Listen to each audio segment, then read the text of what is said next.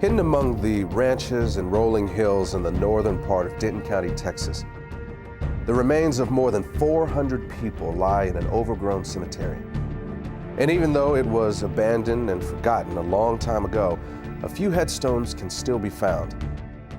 But most of the graves in this place never had headstones to begin with. That's because the people who were buried in them were considered to be property, not much different than a horse or a mule. This is where slaves were buried.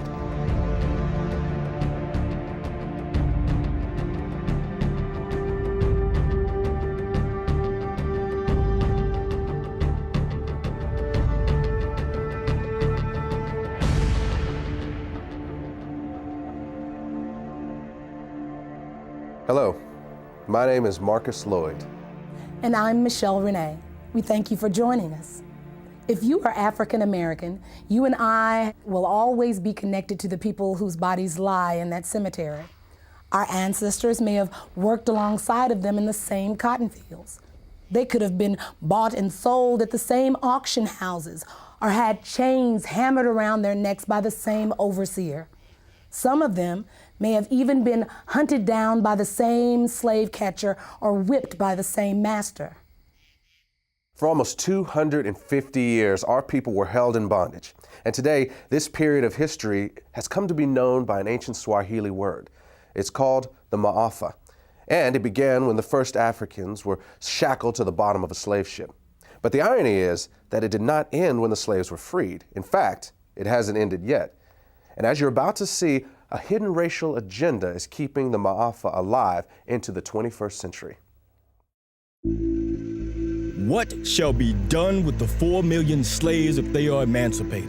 This question has been answered and can be answered in many ways. Primarily, it is a question less for man than for God, less for human intellect than for the laws of nature to solve. Our answer is, do nothing with them. Mind your business and let them mind theirs. Your doing with them is their greatest misfortune. They have been undone by your doings, and all they now ask and really have need of at your hands is just to let them alone.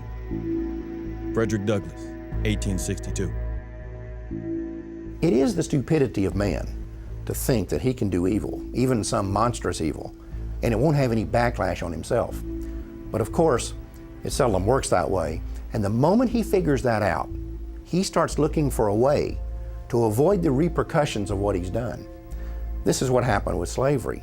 In the early 1800s, as it began to look like the end of slavery might be on the horizon, white America started to be concerned that a day of reckoning was coming. The primary fear for the average person was of retribution and insurrection, and that was a reasonable fear. After all, it's illogical to think that you can do to a whole group of people what was done to African Americans and think that they will just take it lying down forever. And of course, there were things like the Nat Turner uprisings. But for the wealthy elite, their fears went beyond things like insurrection. They were worried about the financial impact. Remember, it was not just the cotton plantations that profited from slavery. Whether you're talking about the banks or the insurance companies, the railroads, even the newspapers, the fact is that almost every aspect of the American economy was at some level or another invested in the slave business. You also need to recognize that for the wealthy elitist who controlled this system, slaves were an asset as long as they were slaves. But at the moment they are set free, they become a liability. And what the elite knew was that the end of slavery would instantly release 4 million people into the economy who had been kept uneducated and effectively unemployable anywhere but the cotton field. And what they were concerned about was that this was going to bankrupt the American economy. Taxes were going to go through the roof to take care of these people. Crime was going to be rampant. The prisons were going to be flooded. There was going to be this population overrun. And in the North, the biggest fear was migration from the South of these black people. The other fear that these people had was intermarriage between blacks and whites would lead to a loss of racial purity. The question was, what were they going to do about it? And their initial thought was that they would just send all the slaves back to Africa. This plan was called colonization, and it had broad support among the wealthy elite. In fact, the American Colonization Society was even funded by the United States Congress. But in the end, colonization proved to be unworkable, and the idea was eventually scrapped. But about that same time, a new philosophy was emerging in the world. It was called eugenics, and for some, it seemed like the perfect solution to what had become known as the Negro dilemma.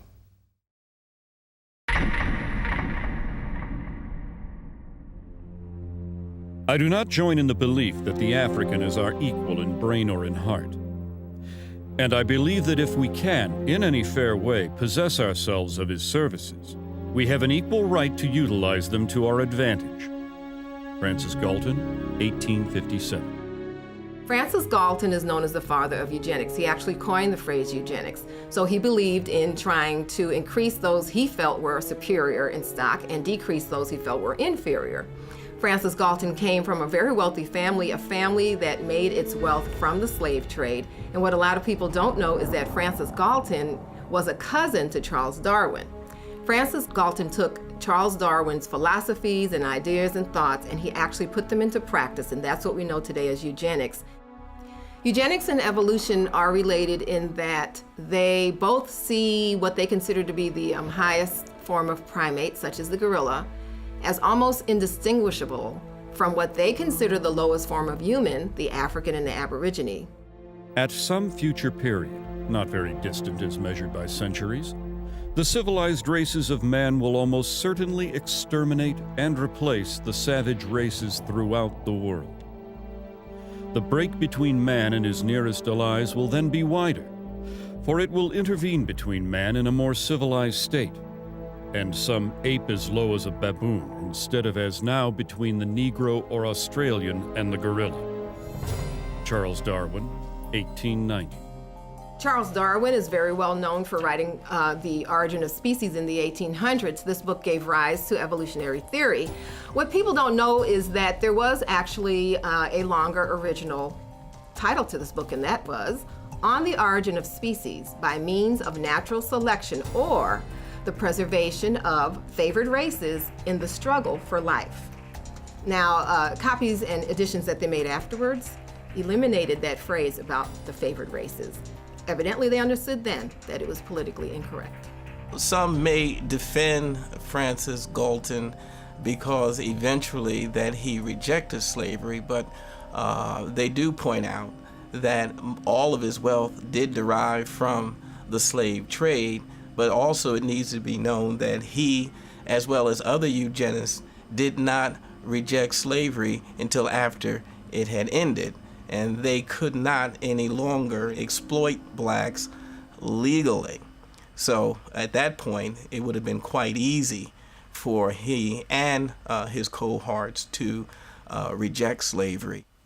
I think this is a point that we all have to really realize, that the eugenics movement was not invented by the everyday average white American, but by a select group of wealthy white elitists that had often used this ideology to pit all of white America against black America. And so we see that indeed that truly is the case even to this day. Average Negroes possess too little intellect, self-reliance, and self-control to make it possible for them to sustain the burden of any respectable form of civilization without a large measure of external guidance and support. Francis Galton, 1873. Eugenicists believed that Africans were inferior not just mentally, but physically, and that left to themselves, left alone, they would not make it. The problem is, it didn't work. With that failure, the eugenicists moved on to what is known as positive eugenics. In positive eugenics, the eugenicists wanted the white population to reproduce, to have so many children that it overwhelmed the black population. But that didn't work either. Next, they moved on to what they called negative eugenics. They knew that they could not round up all the blacks in the nation and execute them, so they decided to create an environment where they would convince the blacks to severely limit the number of children they were going to have, and thereby commit race suicide.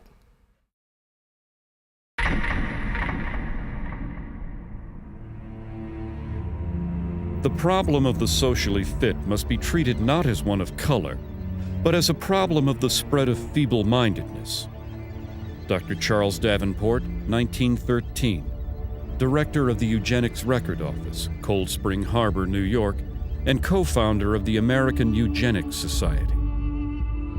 The eugenics realized that they could not promote their agenda simply because they knew it would be viewed as politically incorrect and socially unacceptable. So what they did was use code words that were once successful in slavery, terms such as feeble-minded, unfit, words such as imbecile, immoral, criminal. They tagged those labels upon the targeted community. These words were less inflammatory, so it lets society more or less not be totally alarmed of the original intent, but deep down inside, I believe everyone truly knew what segment of society and what people they were actually talking about. Even a cursory glance at the charts, photographs, and diagrams used to popularize eugenic ideals reveals that the unfit were swarthy, black, and ugly by Anglo-Saxon standards, with flattened noses, wiry hair, and prognathous profiles. Harriet Washington, author, Medical Apartheid. In the early 20th century, the white elitists who made up the eugenics movement were no longer just philosophers and academics. Now they were industrialists and billionaires who had come to embrace a worldview that was essentially identical to the eugenics movement. The same individuals and corporations who had once made millions on the backs of slaves were now willing to spend millions to get rid of them. But that didn't mean that these guys were interested in being public crusaders for the eugenics movement. They were certainly willing to be the brains and the money behind it, but they would hire crusaders to do the dirty work. And the primary one they settled upon was a woman named Margaret Sanger. She was the founder of the American Birth Control League and the publisher of its newsletter, the Birth Control Review. On a practical level, the relationship between Sanger and these elitists was basically a marriage of convenience. In order to advance their common agendas, they needed a front man and she needed money. And the whole thing would be held together by this kind of bizarre obsession with race and class. The result was that the American Birth Control League became the driving force behind the American eugenics movement. Eugenics would no longer just be a philosophy. Sanger and others like her were going to put it into practice. We are paying for and even submitting to the dictates of an ever-increasing, unceasingly spawning class of human beings who never should have been born at all. Margaret Sanger, 1922. The laws of nature require the obliteration of the unfit, and human life is valuable only when it is of use to the community or race.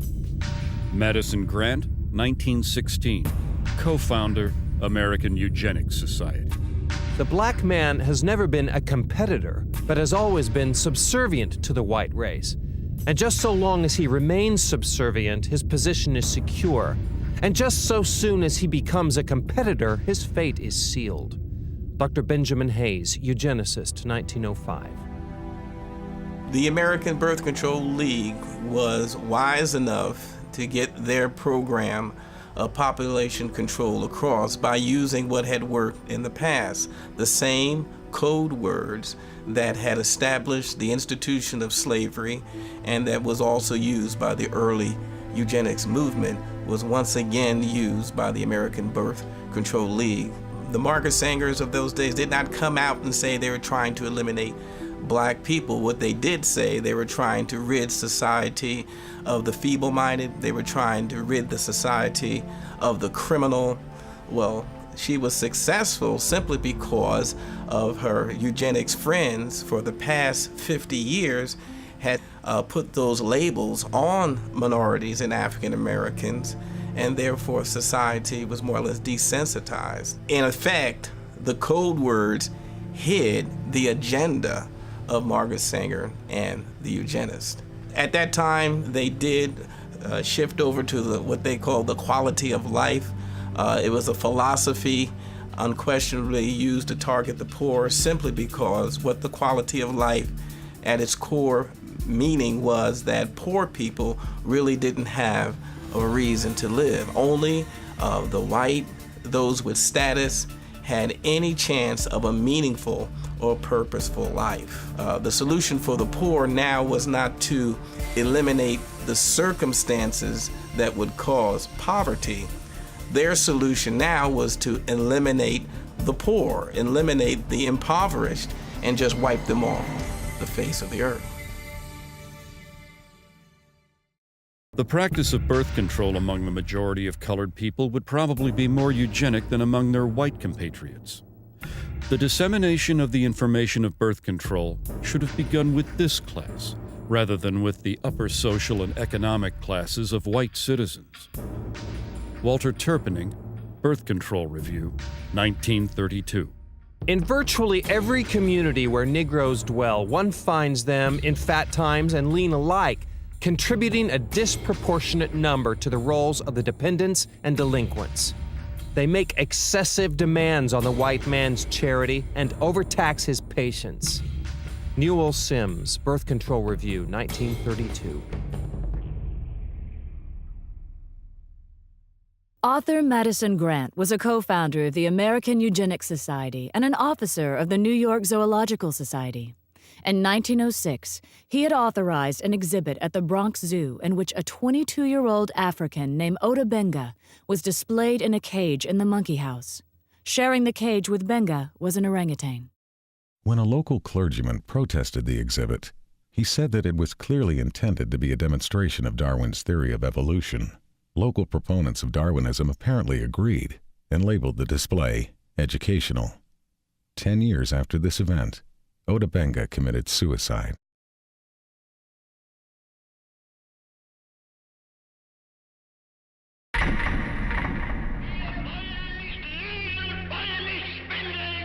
During Hitler's regime, the Germans were supplied with elaborate charts and complicated theses supposedly proving the superiority of the German people. It is interesting to note that at the bottom of these charts were the colored people of the world, most conspicuously, the black people. Floyd McKissick, National Director, Congress of Racial Equality, 1967. An often overlooked fact about the German Holocaust is that the Nazis did not simply target the Jewish population. They went after the black community as well. Under the threat of being sent to concentration camps if they did not cooperate, Afro-German citizens were not only forced to undergo sterilization themselves, they were also required to turn over their children for sterilization. In his book Mein Kampf, Adolf Hitler explained the motivation behind such programs.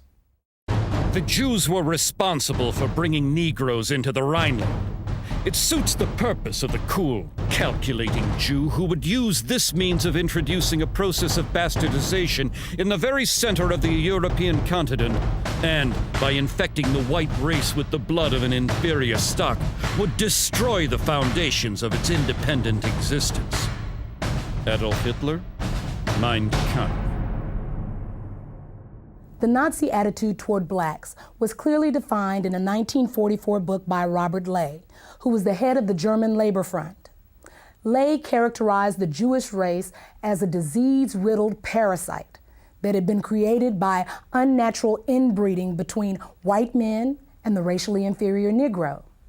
He described the result as a racial swamp that would eventually destroy the natural superiority of the Aryan race.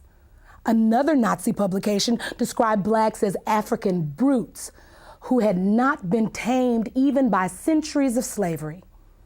It went on to say that any effort to assimilate people of African descent into civilized society was a waste of time, and that the lynchings of blacks in America did not merit any regret.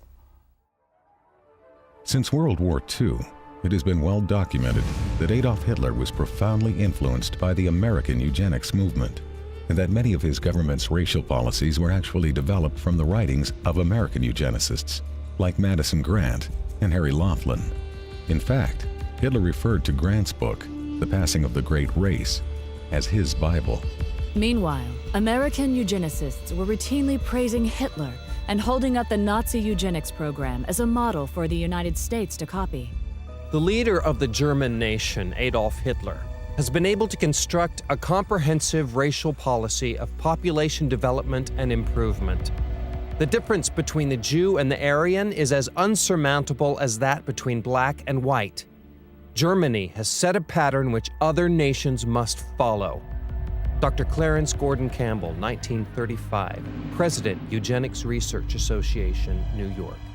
Among those American eugenicists who most strongly supported the Nazis was a member of the American Eugenics Society, a director of the American Birth Control League, and a writer for the Birth Control Review. His name was Lothrop Stoddard.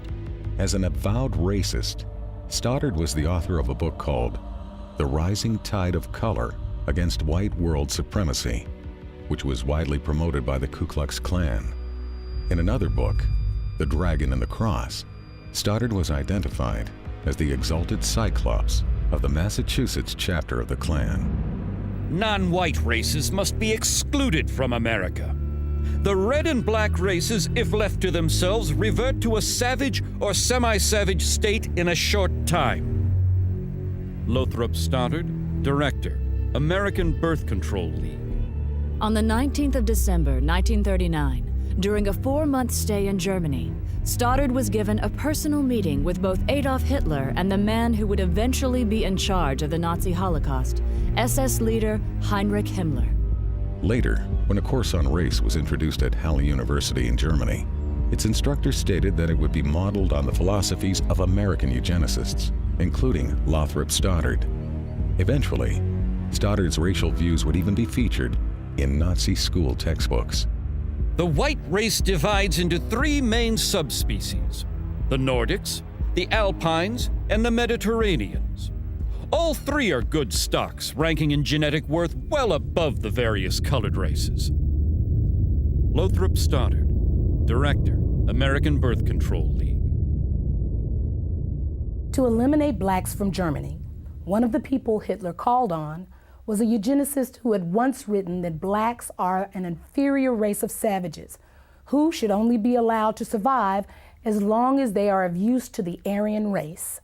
His name was Eugen Fischer, and about 20 years earlier, he had been one of the leaders of a system of concentration camps in southwestern Africa, where blacks were rounded up to be executed, experimented on, or held as free labor. Under Hitler, Fischer would serve on committees that planned the sterilization of all blacks in countries that came under German control. He would also be one of the first Nazi scientists to become publicly affiliated with the Carnegie-funded eugenics laboratory in Cold Spring Harbor, New York. Eventually, Fischer would also be put in charge of the Kaiser Wilhelm Institute, which was funded by the Rockefeller Foundation. It was here that many of the Nazi programs for creating racial purity were developed. In 1927, Margaret Sanger organized the World Population Conference in Geneva, Switzerland, and gave it front-page coverage in her Birth Control Review. The events program shows that several of its attendees were colleagues of Sanger's from the American eugenics movement. It also documents that among those who were given a leadership role in the conference was Eugen Fischer, the man who would eventually lead the Nazi effort to eradicate blacks from Europe.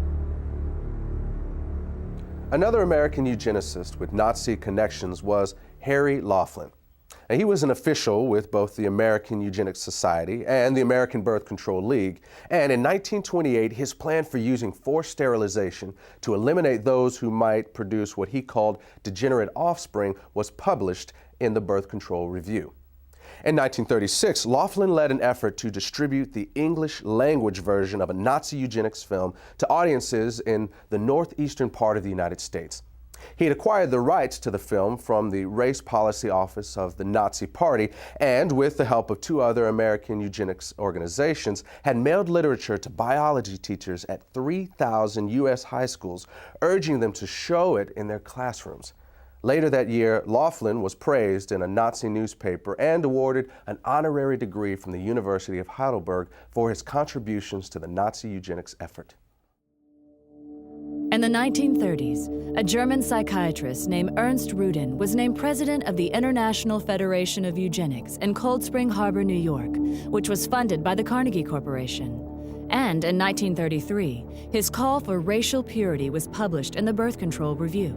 Later, Rudin would be chosen by Hitler to write Germany's eugenics laws, and at one point, he personally helped the Gestapo round up and sterilize several hundred blacks, who they referred to as Rhineland bastards.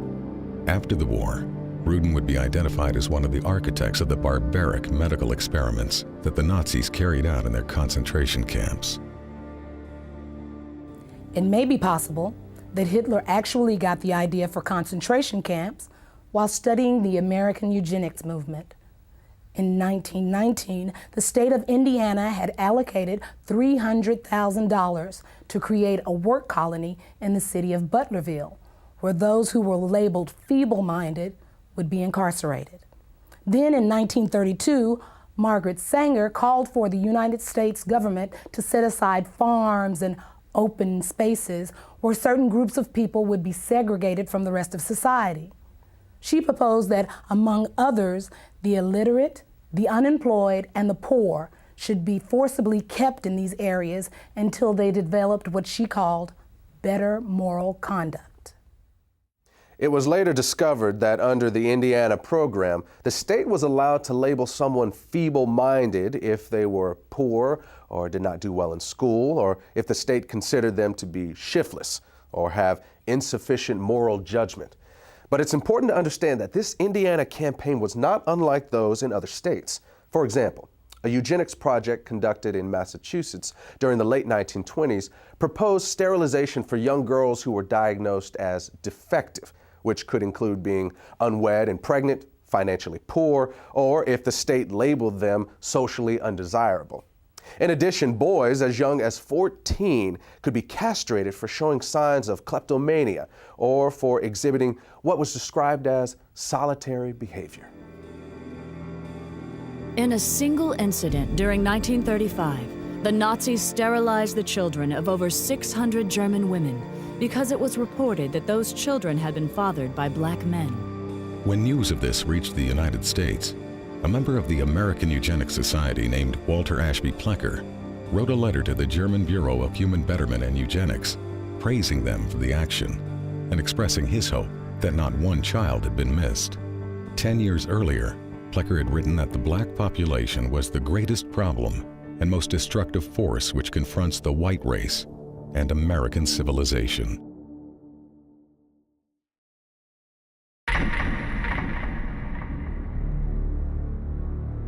Eugenics goals are most likely attained under a name other than eugenics. Frederick Osborne, president and founding member of the American Eugenics Society. By the late 1930s and early 1940s, revelations about Nazi and fascist atrocities in Europe were causing the public to become increasingly uncomfortable with terms like eugenics and population control.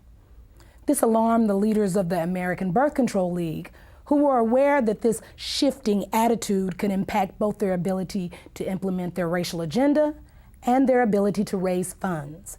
They were also aware that the connections between the American Birth Control League and the Nazis were starting to become known. Marketing research had shown them that in this environment, they needed to move away from words like control in favor of less threatening words like planning. So in 1942, they changed the name of the organization. From then on, the American Birth Control League would officially be known as Planned Parenthood.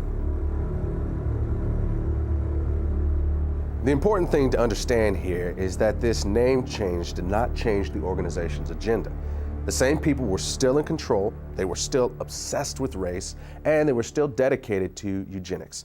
Today, defenders of Margaret Sanger will often try to hide her racism by claiming that she was not really a eugenicist and that Planned Parenthood was never part of the eugenics movement. But the truth is that as late as 1956, the American Eugenics Society listed Sanger as a member of the organization. In addition, many of Sanger's colleagues and the people whose writings she published, as well as many of Planned Parenthood's officers, were also known to be members. In fact, the ties between Sanger and the eugenics movement were so well established that in the 1920s, Sanger pursued a plan to merge the American Birth Control League, or Planned Parenthood as it was later called, with the American Eugenics Society. However, despite Sanger's efforts, the merger plan died after being rejected by the leadership of the American Eugenics Society. As an alternative, Sanger then proposed that the two organizations at least combine their publications into one magazine. But again, that idea was also rejected by the American Eugenics Society. The eugenic and civilization value of birth control is becoming apparent to the enlightened and the intelligent. The campaign for birth control is not merely of eugenic value, but is practically identical in ideal with the final aim of eugenics.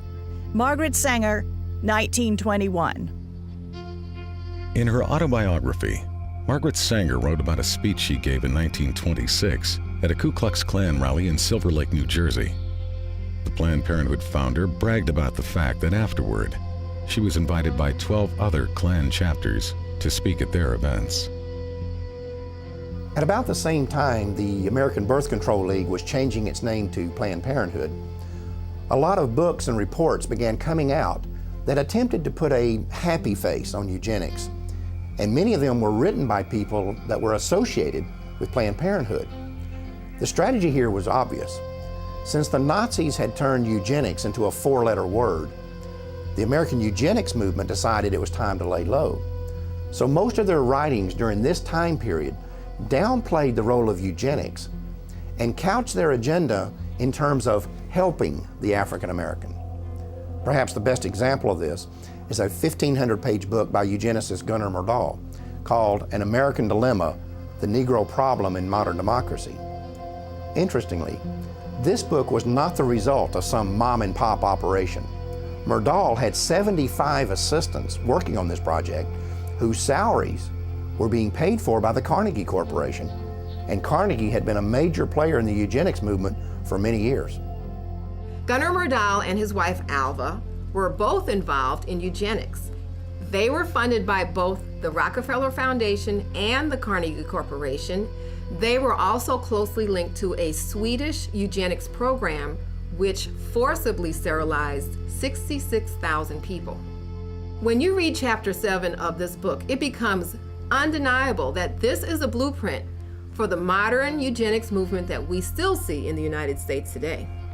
The bottom line is that Gunnar Myrdal believed that not only could blacks not help themselves, he felt that nobody could help them, and the only solution in his eyes was to get rid of them.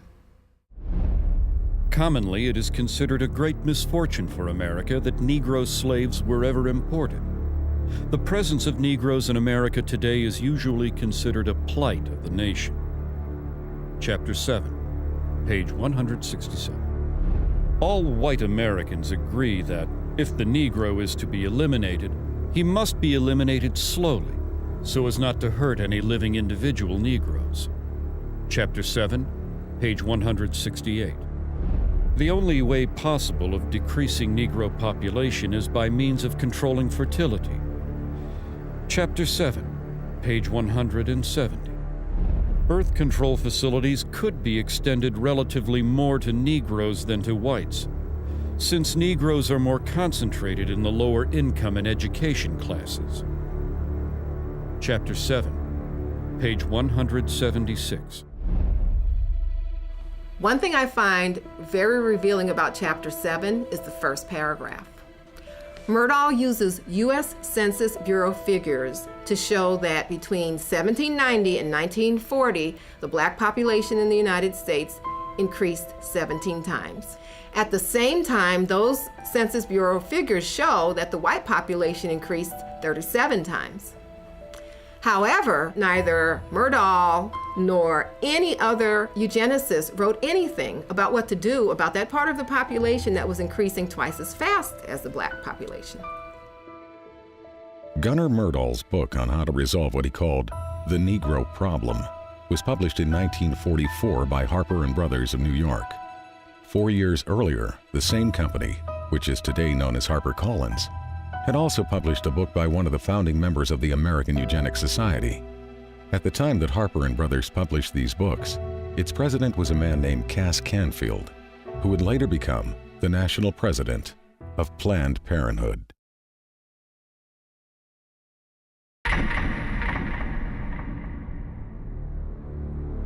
We hope that the restraint of population growth can come about through voluntary means. But if it does not, involuntary methods will be used.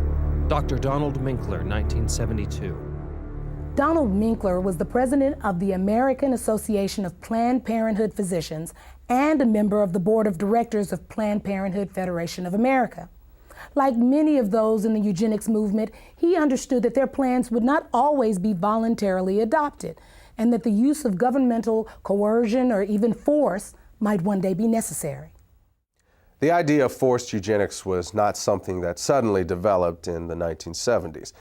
In a 1929 speech, American eugenicist Samuel Holmes had proposed that mandatory birth control should be used as a tool to eliminate what he called the menace to the white race that had been created by increases in black population.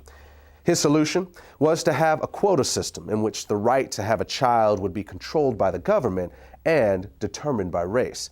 At the time, Holmes was on the National Council of the American Birth Control League, which would later become known as Planned Parenthood. Then, in 1936, eugenicist Julian Huxley proposed that the genetically inferior classes could be made to have fewer children if they were denied easy access to welfare. Another part of this proposal was that medical care to these same people should be restricted in order to reduce the survival rates of the children they did have. He also called for the forced sterilization of anyone who was unemployed beyond a certain length of time. Huxley was later honored by Planned Parenthood and was a featured speaker at one of their annual conventions. The reality is that the views of people like Samuel Holmes and Julian Huxley were never uncommon within the American eugenics community. In 1969, a professor at the University of California, Dr. Garrett Hardin, called it insanity to rely on voluntarism to control population. Hardin was a member of the American Eugenics Society and an outspoken advocate of government-enforced birth control, saying that citizens should be willing to give up their right to breed for the betterment of society. In 1980, he was given Planned Parenthood's highest national award. He and his wife would later kill themselves in a joint suicide pact. There were, of course, some within the eugenics movement who were uncomfortable with the idea of using force, and they would often express their reservations about it in public. But when pressed, virtually none of them would rule it out, including Planned Parenthood founder Margaret Sanger. I consider that the world, and almost our civilization for the next 25 years, is going to depend upon a simple, cheap, safe contraceptive to be used in poverty-stricken slums, jungles, and among the most ignorant people. Even this will not be sufficient, because I believe that now, immediately, there should be national sterilization for certain dysgenic types of our population who are being encouraged to breed and would die out were the government not feeding them.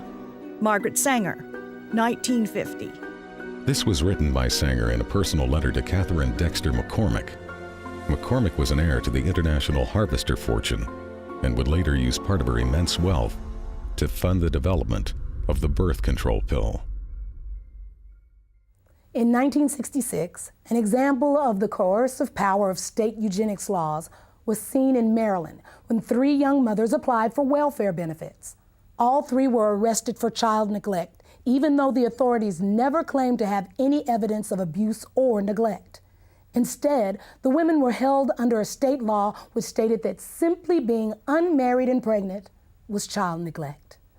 The judge in this case warned the women that if they ever became pregnant again, the state would take custody of all their children.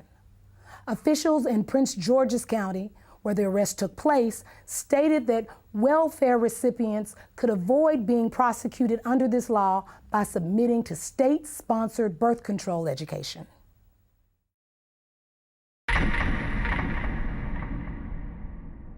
In 1934, Adolf Hitler sent a letter to American eugenicist Leon Whitney, complimenting him for a book he had written on sterilization.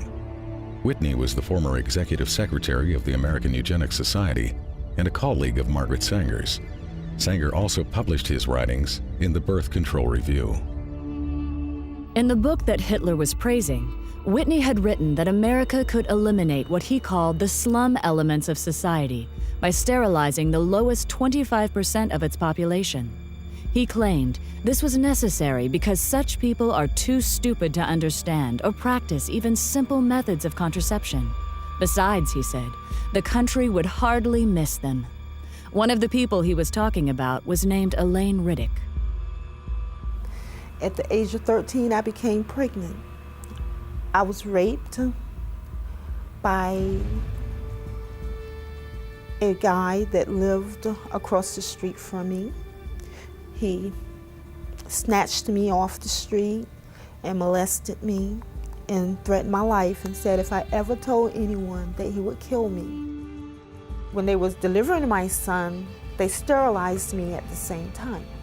They had approached my grandmother and said that if she wanted to continue to receive supplement, welfare and food stamps, or at this time they was giving out these surplus foods, canned cheese, I think it was, powdered eggs, and said that if she did not sign the X, that they were going to stop her supplements.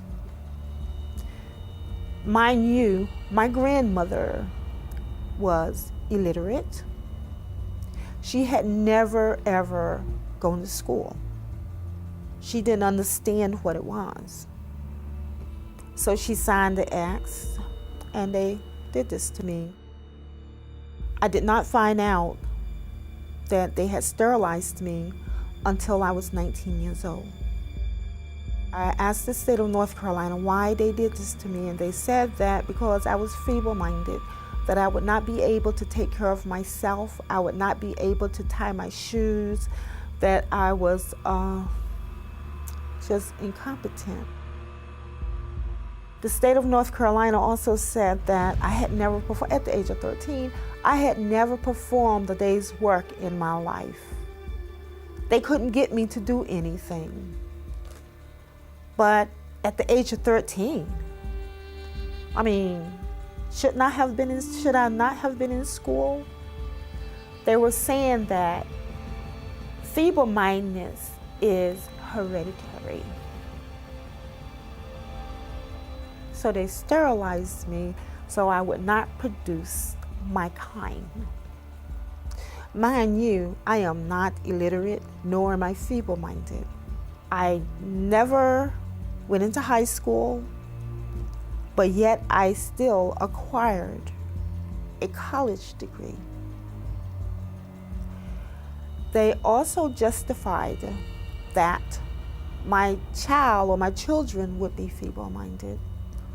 My son is the president of his own semiconductor company. He has his own construction company. And he has his own real estate company. How can you think that your government allowed or allowing these things to happen to a person, a life? You can't say nothing, you have no rights. To me, they took away all of my rights. They sterilized kids from my understanding and my knowledge as young as 8 years of age. I don't know what an 8-year-old can do that could cause them to do this to them. The only reason I can give myself is that because they're black. In 1961, social worker Sue Casebolt had been installed as the executive secretary of the North Carolina Eugenics Board. At a board meeting held 3 weeks later, she stated that she was going to keep a file on every child whose name reached her desk so that they could be picked up as soon as they reached childbearing age. Casebolt was still on the board in 1968 when it approved the sterilization of 14-year-old Elaine Riddick. It is better for all the world if instead of waiting to execute degenerate offspring for crime or to let them starve for their imbecility, Society can prevent those who are manifestly unfit from continuing their kind. 3 generations of imbeciles are enough. Oliver Wendell Holmes, U.S. Supreme Court Justice, 1927. Holmes made this statement in his ruling on the constitutionality of Virginia's forced sterilization law. It mirrored the views of President Theodore Roosevelt, who had originally appointed Holmes to the Supreme Court. In a 1913 letter to American Eugenics Society founder Charles Davenport, Roosevelt had stated that the country had no business allowing citizens of the wrong type to reproduce. In 1907, Indiana had become the first of more than 30 states to pass sterilization laws, and some of those laws stayed on the books well into the 1970s. In fact, the state of Oregon did its last sterilization in 1981 and did not abolish its eugenics board until October of 1983. Some states practice sterilization without ever creating an official eugenics board. In those instances, few if any records were kept. And in the states that did keep records, many have never been made available to the public. But in just those states that have released their records, it is known that at least 60,000 Americans were sterilized, and they were disproportionately Black. In addition, during a 1973 lawsuit, a federal judge estimated that as many as 150,000 additional low-income women may have been sterilized under federal programs alone. These sterilizations were often performed without the patient's knowledge or consent, and sometimes against their will. It was also common for social workers to tell welfare recipients that they would lose their benefits if they did not agree to be sterilized. In some cases, poor families were even threatened with the loss of welfare unless they brought their children in for sterilization. The result was that some of the people sterilized were as young as 10 years old. In the first 6 months of 1972, one hospital in Aiken County, South Carolina, sterilized over 1/3 of the Medicaid patients who were there to give birth, and all but one of these women were Black. One patient said she was told by all 3 of the county's obstetricians that they would not deliver her baby unless she agreed to be sterilized. Her claim was later confirmed by each of the doctors. Another patient said she was told by one of these same physicians that he was tired of having to help support the babies of welfare recipients and that she could either agree to be sterilized or find another doctor. The law of nature says that only the fit shall survive. When a nation disregards this law by protecting the unfit and encouraging their multiplication, this nation invites inevitable destruction. As far as New Jersey is concerned, sterilization is an economic necessity. And as far as the United States is concerned, sterilization is a matter of national preservation. Fred Shepard, Assemblyman. Fred Shepard was a member of the New Jersey State Legislature. He made this statement upon his introduction of a sterilization bill in March of 1942. In some parts of the country, Planned Parenthood was closely associated with these state eugenics boards and was often a referral agency for them. But the system did not always run smoothly. In 1969, when the number of sterilizations approved by the Iowa State Eugenics Board began to drop, the board was attacked in the press by the executive director of Planned Parenthood, Robert Weber. He said that he was alarmed by the decline in numbers and that the Eugenics Board should expand its approval criteria. Board Chairman Dr. S.M. Corson responded that the board's guidelines were already fairly broad. He pointed out that approvals were routinely given for young girls for no reason other than the board's speculation that they might likely one day engage in immoral behavior without the capacity for being wives and mothers. At that point, Weber publicly scolded the board and told them that they should either increase the number of sterilizations or quit. From its beginning, Planned Parenthood always had powerful ties to the American eugenics community. In fact, in many places they were often one and the same. For example, when the first birth control clinic was opened in Arkansas, it was operated by the Arkansas Eugenics Association and overseen by a woman named Hilda Cornish. Later, the Arkansas Eugenics Association would become the Arkansas State Affiliate, of Planned Parenthood, and Cornish would be named its executive director. During the 4 months that American Birth Control League director Lothrop Stoddard was in Nazi Germany, he not only met with Hitler and SS chief Heinrich Himmler, he also attended one of the Nazi eugenics courts. The first case I saw looked like an excellent candidate for sterilization. A man in his mid-30s, he was rather ape-like in appearance. Receding forehead, flat nose with flaring nostrils, thick lips, and heavy prognathous jaw. Not vicious looking, but gross and rather dull. Lothrop Stoddard, Director, American Birth Control League, later known as Planned Parenthood. Given the admiration that Adolf Hitler expressed for the American eugenics movement, it is not unlikely that he modeled the eugenics courts in Nazi Germany after the state eugenics boards in the U.S.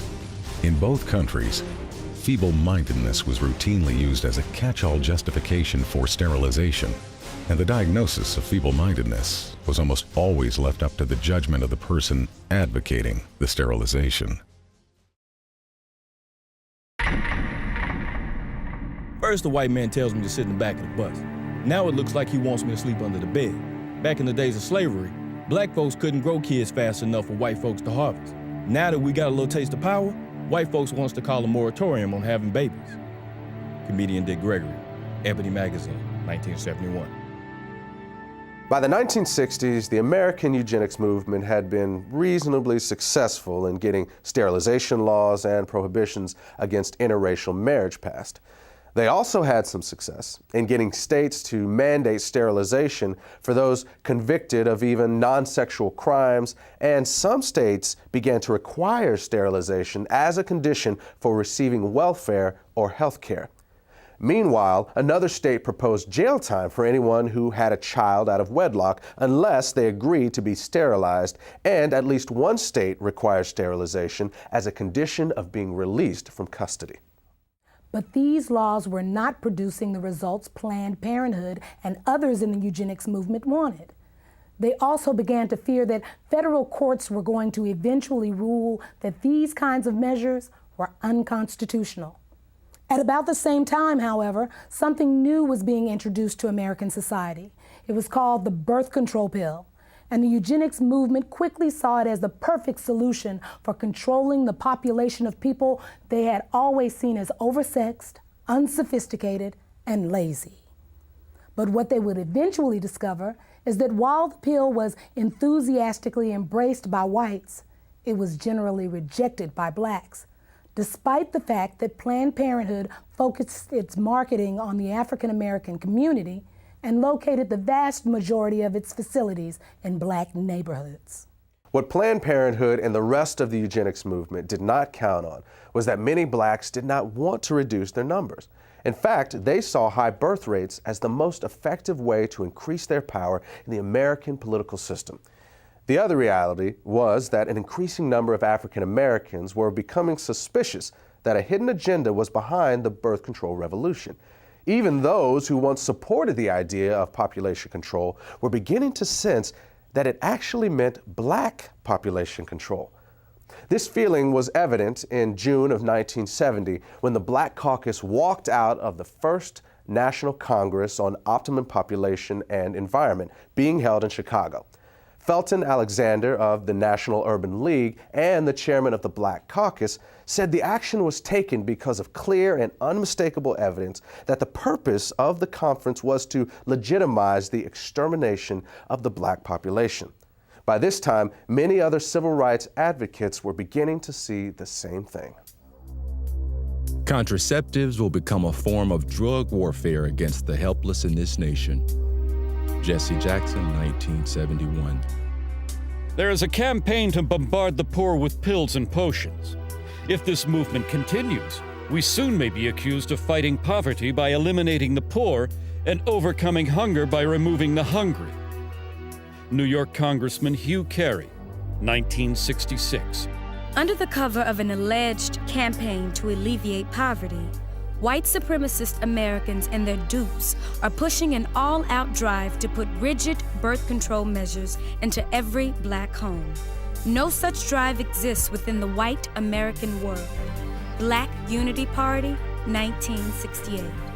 Birth control and sterilization in the wrong hands would be more deadly to Negroes than all the tanks, riot guns, cattle prods, billy clubs, and shackles we have overcome in the past.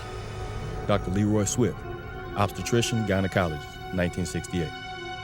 As it became clear that a growing number of African Americans were connecting the dots between birth control and black genocide, eugenics organizations began calling for the U.S. government to add birth control chemicals to the nation's food and water supply. It was even suggested that this strategy could be specifically targeted at urban neighborhoods. This idea was widely embraced in the eugenics movement and taken seriously enough by the government to be discussed at a 1969 meeting at the United Nations. Under the plan being considered, a couple could apply to the government for permission to have a child, and if approved, they would be given an antidote to the population control chemicals they had ingested in their food and water. Interestingly, the idea that government should have some sort of licensing agreement to regulate who would and would not be allowed to give birth was not a new one. In 1934, Planned Parenthood founder Margaret Sanger had proposed that the U.S. government implement a system in which women would not have the legal right to have a child without a permit from the government, and that these permits would only be good for one baby. But eventually, proposals like forced sterilization, chemicals in the food and water supply, and government control of childbearing were abandoned by most people in the eugenics movement. Despite the fact that many of them openly advocated such ideas, they would come to realize that there was really no practical way to carry them out. But for all their failures, what the eugenics movement had accomplished was to lay the foundation for the next phase of their plan. And this is where they would find the success that they had been chasing for over 100 years.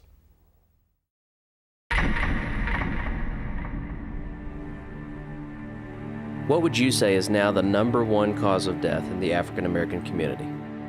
Heart disease. Oh, HIV/AIDS. Diabetes, cancer, AIDS. I'll say heart disease. AIDS. From what I heard, it's probably AIDS, you know. Probably heart disease. I think heart disease. HIV.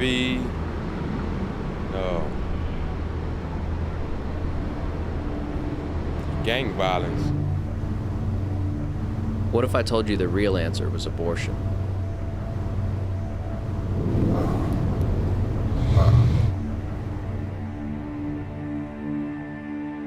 Since 1973, legal abortion has killed more African Americans than AIDS, cancer, diabetes, heart disease, and violent crime combined.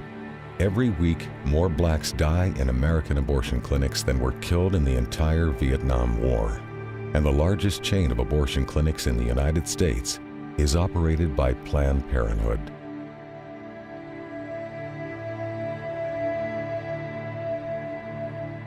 We have now reached a point in this country that African American women, though they make up 12% of the population, they account for 37% of the abortions.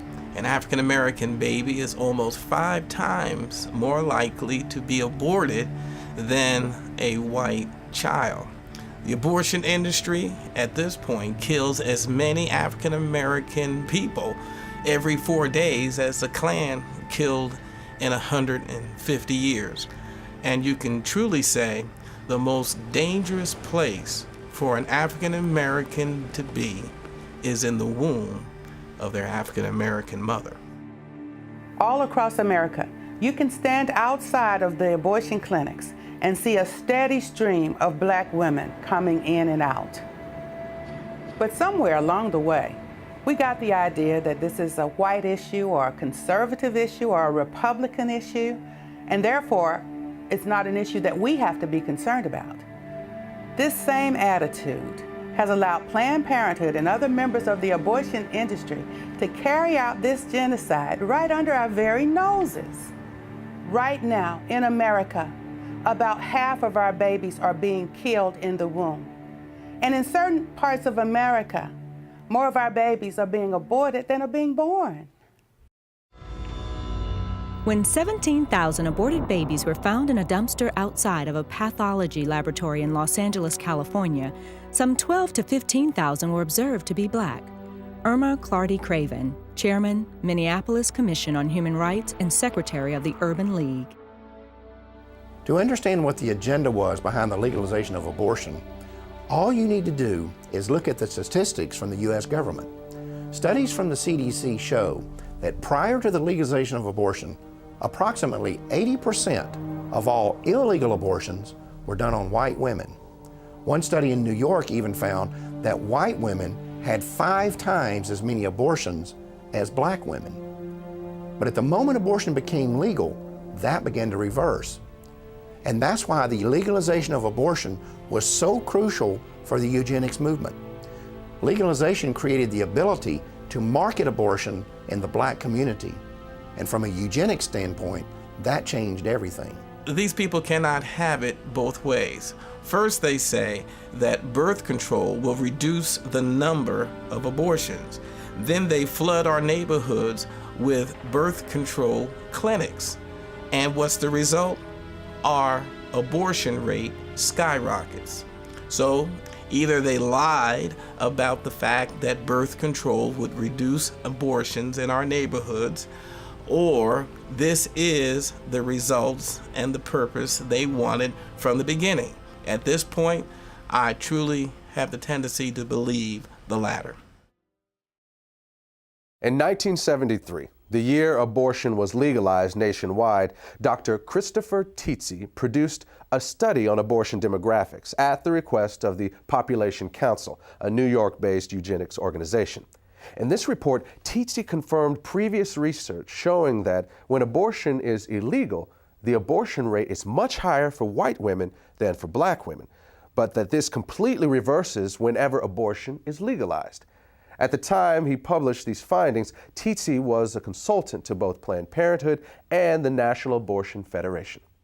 Other researchers within the eugenics and abortion movements were also documenting that easy access to abortion clinics produces higher abortion rates in the surrounding area. And at least one expert discovered that having a nearby clinic is a bigger factor in the Black abortion rate than it is in the white abortion rate. At the same time this data is being circulated, Planned Parenthood and the rest of the abortion lobby were in the process of locating the vast majority of their facilities in minority neighborhoods. Then in 1974, a study was released on population control that had been conducted by researchers at 3 major universities. By analyzing data obtained from Planned Parenthood's own records, they determined that the #1 factor in deciding whether a county in the United States provided free or low-cost family planning services was not poverty, but race. The researchers said their findings seemed to support the contention of many civil rights activists that such programs are less intended to assist the poor than they are to control the growth of the Black population. Birth control and abortion are turning out to be the great eugenic advances of our time. Frederick Osborne, founding member of the American Eugenics Society, 1973. The best way to hate a nigger is to hate him before he is born. Leander Perez, Louisiana State Judge, 1970. 2 years after the director of Iowa Planned Parenthood had publicly attacked the state's eugenics board for not approving enough sterilizations, a bill was introduced in the Iowa legislature to legalize abortion. Despite having the support of both the state Republican Party and the state Democratic Party, as well as strong backing from the governor, the bill would be defeated almost single-handedly by the only African American in the Iowa legislature. Proponents have argued this bill is for Blacks and the poor who want abortions and can't afford one. This is the phoniest and most preposterous argument of all. I represent the inner city where the majority of Blacks and poor live, and I challenge anyone here to show me a waiting line of either Blacks or poor whites who are wanting an abortion. Iowa State Representative June Franklin, Democrat, 1971. From the beginning, it was obvious that racism was the driving force behind the eugenics movement.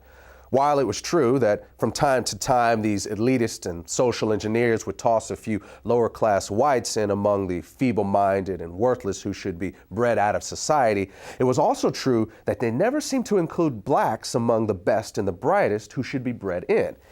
And at the same time, the country was being saturated with calls for population control and family planning. The facilities to carry them out were pouring into the black community. After all, no one was suggesting that there were too many white people in the world. And realities like those did not go unnoticed by early civil rights activists. For them, the reason birth control and abortion were being pushed was not a secret. Those whom we could not get rid of in the rice paddies of Vietnam, we now propose to exterminate if necessary, eliminate if possible, in the OB wards and gynecology clinics of our urban hospitals. Jesse Jackson, 1971. Black people are the target of birth control, not because the ruling politicians like them and care about their economic equality, but because they hate them and can no longer use them in plantations and other cheap labor conditions. Muhammad Speaks, the Black Muslim newspaper, 1970. I believe the entire question of abortions is just one more in the continuous series of events to eliminate the black population. Father George Clemens, Jet Magazine, 1973. The abortion law hides behind the guise of helping women, when in reality it will attempt to destroy our people. Brenda Hyson, New York chapter, Black Panther Party, July 1970. The racist tells you to take birth control pills to kill, to murder life that might have existed if you had not. They are planning mass extermination of people they consider dispensable. Van Keys, Oakland chapter, Black Panther Party, 1969. A true revolutionary cares about the people. He cares to the point that he is willing to put his life on the line to help the masses of poor and oppressed people. He would never think of killing his unborn child. Detroit chapter, Black Panther Party, 1970. Who the hell is getting the pill? The Mexican and the Negro. Do you want to wipe us out?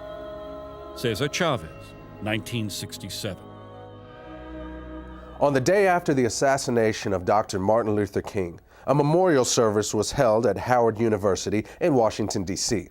As mourners left the auditorium, they encountered about 600 people attending a rally outside. Several speakers were heard warning the crowd that population control was being used as a weapon of black genocide. Among the speakers who gave this warning was noted civil rights activist Stokely Carmichael. A year later, Pittsburgh police were called when 200 sticks of dynamite were discovered near a local Catholic church. An investigation revealed that the dynamite was not intended for the church, but was instead left behind by civil rights activist William Bowie Hayden. Hayden later admitted that he and his group, the United Movement for Progress, had planned to use the explosives to blow up nearby Planned Parenthood facilities because they were practicing black genocide. Hayden had once stated that any African American who supported allowing Planned Parenthood into black neighborhoods was an Uncle Tom. Into the black community stepped Planned Parenthood. Only when they came into the black community, they've become Planned Black Genocide.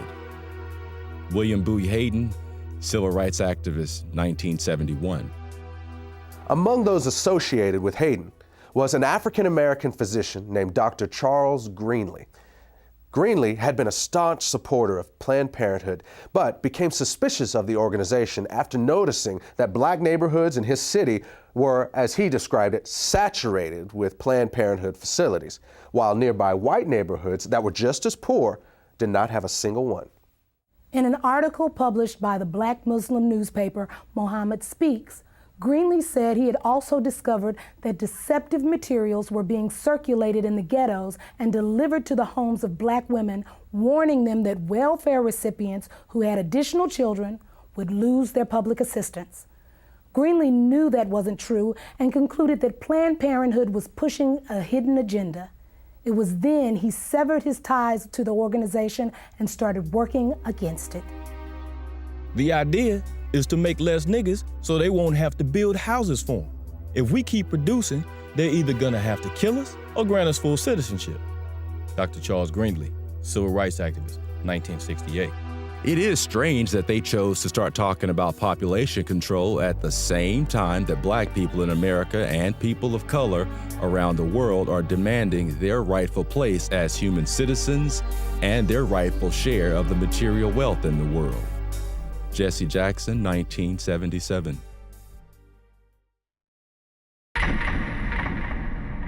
It is interesting how everyone assumes that the pro-life movement in America began in 1973 with Roe versus Wade. But we who were around during the civil rights movement and struggle of the 1960s, we know that the first anti-abortion groups were organizations like the Black Panthers, the Nation of Islam, and other community organizations. These folks were speaking out against both birth control and abortion long before the contemporary pro-life groups of today existed. But one of the problems with the civil rights movement was that there was far too many men and women who were willing to sell out the community. And a lot of powerful, influential African Americans knew that they had to be willing to turn and look the other way in order to advance their own personal political agendas. In 1972, those members of the Congressional Black Caucus, such as Charles Diggs, did not trust the abortion industry or those who were espousing population control or family health, and they were suspicious of them. But when the money began to flow, just as it was with Jesse Jackson, when he found out that indeed he could get funding and monies to run for presidents from these people, he flip-flopped in his position, because he once said abortion is black genocide. What happens to a mind of a person in the moral fabric of a nation that can abort a baby without a pang of conscience? Where will we be 20 years from today? But when Reverend Jesse Jackson realized he needed money to run for president, all of a sudden the most important civil rights issue is a woman's right to choose.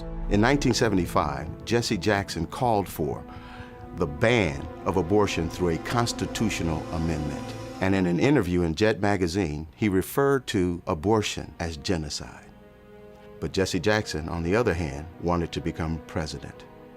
And the Democratic Party at that time had sold out completely to Planned Parenthood and the eugenics crowd.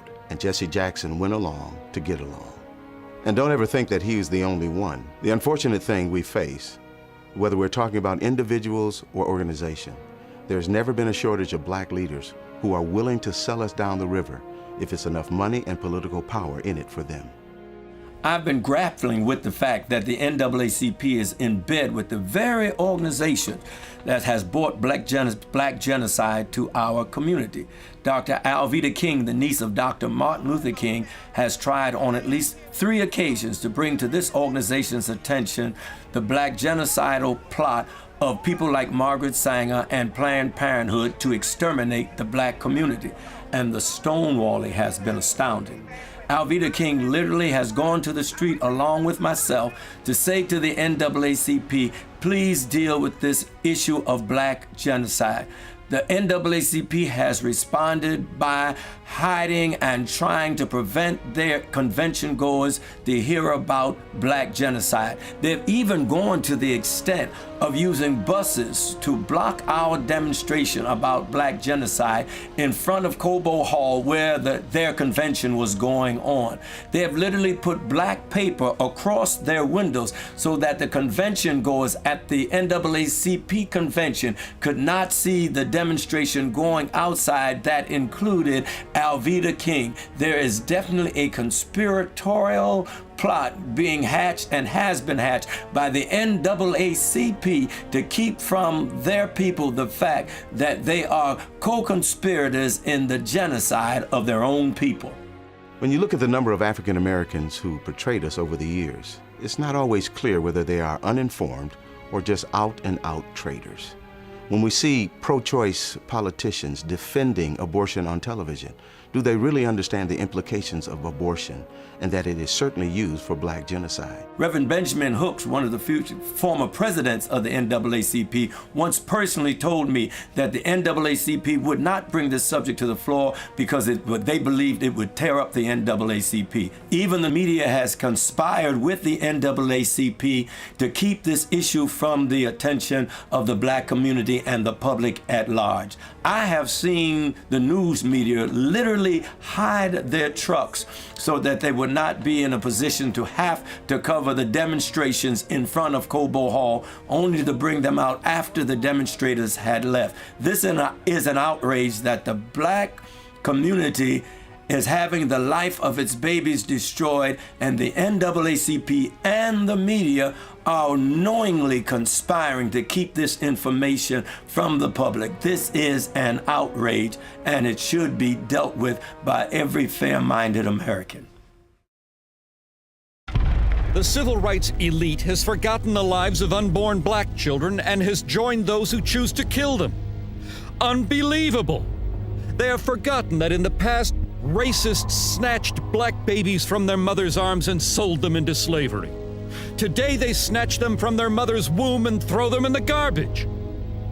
Ishmael Hernandez, Executive Director, African and Caribbean American Center, 2003.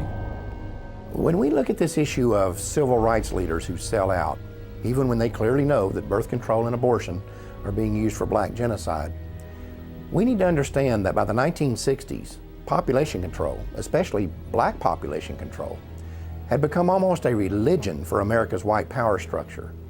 And from the start, they made it clear that if you crossed them, or if you challenged their agenda, they would chop you off at the knees. And that remains true to this day. Whether you're talking about the liberal social engineers who control the Democratic Party, or the wealthy elitists who control the Republican Party, or the media, or the academic community, these people have created a kind of family planning cartel that does not tolerate dissent. And they have always been especially ruthless about this when it comes to African Americans. A perfect example of this was seen in the case of Samuel Yet. Mr. Yet was an award-winning journalist who had earned a master's degree from Indiana University, was a U.S. Air Force veteran of the Korean War, and served as special assistant for civil rights to the director of the U.S. Office of Economic Opportunity. He was also a professor of journalism at Howard University and a columnist for several magazines and newspapers. In 1968, Yet had become the first African-American reporter hired by Newsweek magazine, and he quickly became their Washington, D.C. bureau correspondent. But then 3 years later, he wrote a book that exposed high-level plans within the United States to use birth control and abortion as instruments of black genocide. Then immediately after his book was released to the public, Yet was called into his supervisor's office and fired. At that meeting, he was informed that his dismissal had been orchestrated by the Nixon White House. The next year, Yet told the New York Times that pressure had been put on Newsweek to get him out of Washington. Then later, despite the fact that his book was selling well, had received at least 2 national awards, and was being used as a textbook in over 100 colleges, Yet's publisher dropped him and the book went off the market. What's important to recognize about this situation and others like it was that this family planning cartel was sending a message to those who might have influence within the African American community, whether they were politicians or journalists or college professors or civil rights leaders. They were being warned that when it comes to population control, they only had 2 options. They could either get on board with it or they could keep their mouths shut. And when people like Samuel Yet told them what they could do with their 2 options, they paid a price that few others had the character or the courage to pay. The copyright to Samuel Yet's book was eventually given back to him. Then, in 1982, Yet used his own money to republish it. The foreword of that edition was written by a well-known civil rights activist and co-founder of both the Harlem Writers Guild and the National Cultural Committee of the NAACP.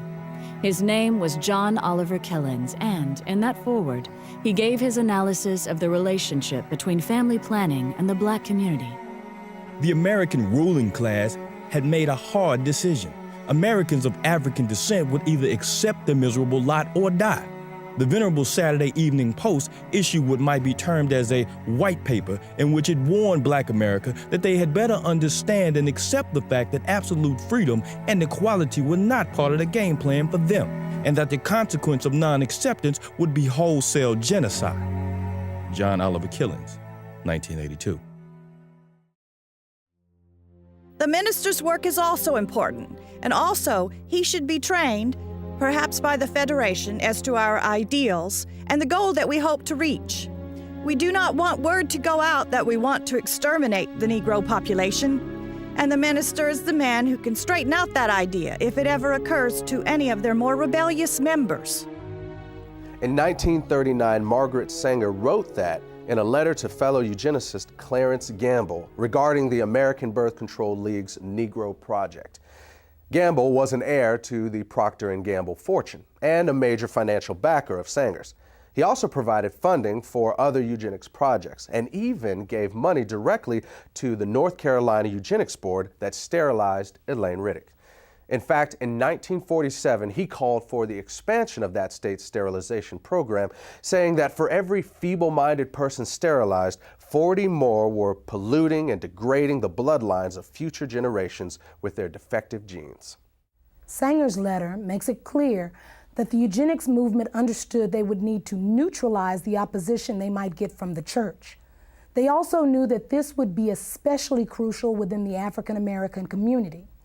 Their strategy was to manipulate church leadership into selling the illusion that support for eugenics was not inconsistent with the Christian faith. To do this, they would often recruit pastors to be frontmen for eugenics policies and provide them with prepackaged sermons on eugenics. They also held contests in which awards would be given to the ministers who came up with the best pro-eugenics sermons on their own. This approach proved so effective that an almost identical strategy would be adopted by the American abortion lobby. In January of 1973, the Supreme Court legalized abortion on demand throughout the United States, and almost immediately, the Religious Coalition for Abortion Rights was formed. Less than a year earlier, the following conversation had taken place in the Oval Office of the White House. It began on the 30th of March, 1972, and continued 4 days later on the 3rd of April. This is an actual recording of that conversation. The speakers are the President of the United States, Republican Richard Nixon, and members of his senior staff. A majority of people in Colorado voted for abortion. I think a majority of people in Michigan have voted for abortion. I think in both cases, well, certainly in Michigan, they will vote for it because they think that what's going to be aborted generally are the little black bastards. As I told you, we talked about it earlier, that a hell of a lot of people want to control the Negro bastard. Yeah. Isn't that really true? So we know what we're talking about, population control. Sure. We're talking really, and what John Rockefeller really realizes, the people in what we call our class control their populations. Sometimes they'll have a family of 6 or 7 or 8 or 9, but it's exceptional. The people who don't control their families are people the people that shouldn't have kids. Now that's the black population. Black Protestants in the city of San Francisco has gone from 3,000 right after World War II to where they represent 30% of the population of San Francisco. Yes, sir.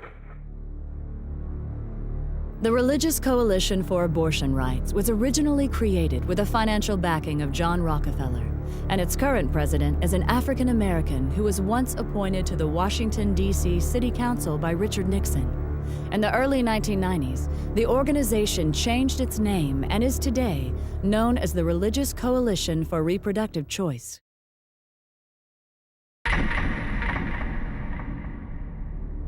In 1969, a meeting of the United Nations Educational, Scientific, and Cultural Organization, also known as UNESCO, proposed that an American Population Commission be created with a, quote, large budget for propaganda, unquote. 4 months later, Republican President Richard Nixon signed legislation establishing the Commission on Population Growth and the American Future. The bill authorizing this new initiative had been passed with overwhelming support from congressional Democrats and was chaired by John Rockefeller. The executive director of the project was to be Dr. Charles F. Westhoff, who was also a member of both the American Eugenics Society and Planned Parenthood's National Advisory Council. Another member of this new commission was Dr. Joseph Beasley. In the 1960s, Beasley oversaw an aggressive eugenics program that concentrated on black neighborhoods in New Orleans with the stated intention of lowering welfare costs. This project would eventually be described by Planned Parenthood President Alan Guttmacher as the #1 success story in the history of American birth control movement. It also led to Beasley being elected chairman of the board of Planned Parenthood in 1970. Then in 1975, Beasley was sent to federal prison for conspiring to defraud the U.S. government of $778,000 that had been allocated for the project. In court, a local black civil rights activist named Sherman Copeland testified that he took payoffs from Beasley for helping him to convince residents of the targeted neighborhoods that birth control was not black genocide.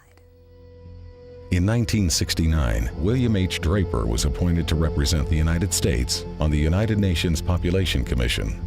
Draper had once proposed that government-sponsored population control efforts among the poor be accelerated in order to deal with racial unrest and to cure what he called the ghetto problem. Draper was on the governing body of Planned Parenthood and had personally raised more than $4 million for the organization. That same year, a New York Times article about Planned Parenthood said the organization's board of directors was dominated by people who were both white and wealthy.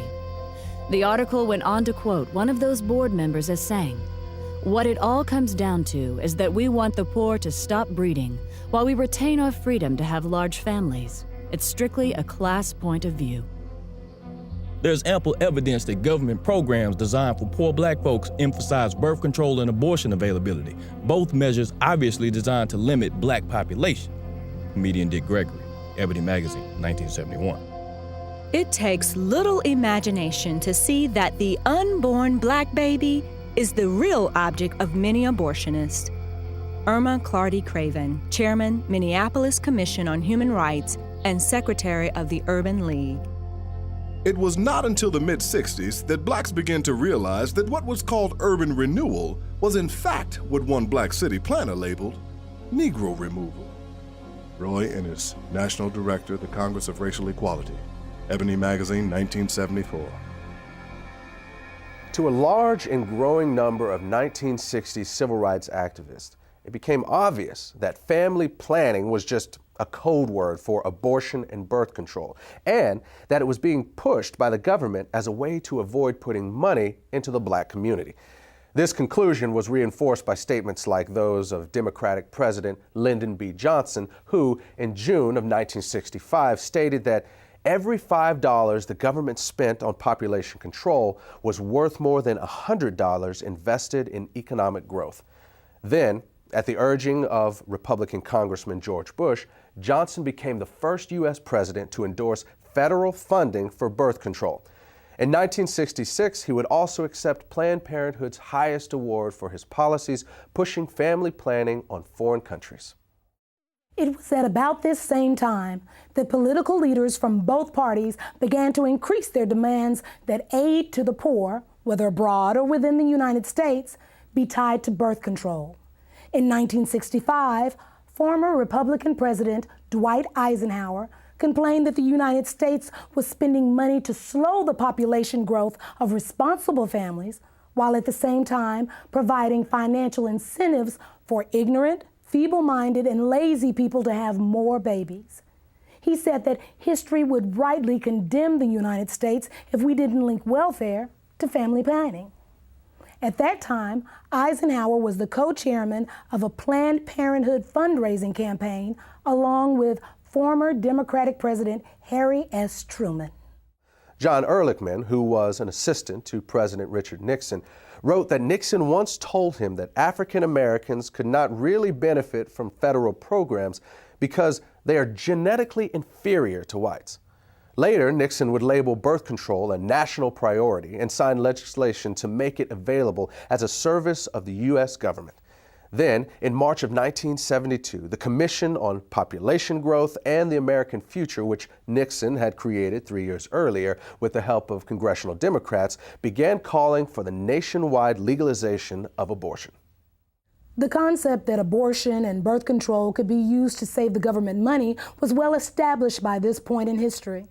In 1969, Joseph Kershaw, who was a researcher with the U.S. government's Office of Economic Opportunity, stated that the agency had closely studied the poverty issue and found that the single most cost-effective way for the government to address it was through family planning. In other words, through abortion and birth control. And that sort of thinking is still very much alive today. On January 25th, 2009, the Speaker of the United States House of Representatives, Nancy Pelosi, said on an ABC News program that the government's economic stimulus package should include a large increase in spending for population control. She said that this could save the state and federal governments the cost of having to pay for the health care and education of poor children. Not surprisingly, Pelosi has a 100% approval rating from Planned Parenthood. At one time, it was common to hear politicians and elected officials openly talking about the need for population control in the black community, or saying things like $1 spent on family planning is worth $5 spent on economic development. But since we don't hear that sort of thing anymore, it would be easy to conclude that the government is not still involved in black genocide, but that's not the case. Look, it's no longer necessary for the government to be directly involved in black genocide because that's what they hired Planned Parenthood for. I mean, it can't just be a coincidence that at the same time when government population control programs were backing away from specifically targeting black neighborhoods, at that same time, the state and federal funding for Planned Parenthood was being increased by leaps and bounds. To understand the magnitude of the dollars involved here, remember this. By 1970, Planned Parenthood was already the 19th largest health-related fundraising organization in the country. But by year 2000, it had moved into third place behind only the American Heart Association and the American Cancer Society. And a major factor in that phenomenal growth was government funding. Basically, what's happened over the last 40 years or so is that Planned Parenthood has taken billions in government money while locating the vast majority of its facilities in minority neighborhoods. And that has not only been a tremendous boost for the eugenics movement, but it has also allowed government-funded family planning programs to target the black population while insulating the government from any direct connection to black genocide. One of the places where government money has been used to advance the eugenics agenda has been in the public school system. Although government-funded population control programs can be found in white schools, the evidence is that they are significantly more likely to be targeted at black schools. One example of this was seen in 1986, when it was discovered that Illinois public schools were not only distributing birth control to children, but that every one of the 50 facilities involved were in minority neighborhoods. When this information was made public, a local African-American pastor organized a campaign to stop the program. Reverend Hiram Crawford labeled the project Genocide, saying that the obvious goal was to go after the Hispanic and black population. That same pattern was also found in Maryland in the 1990s.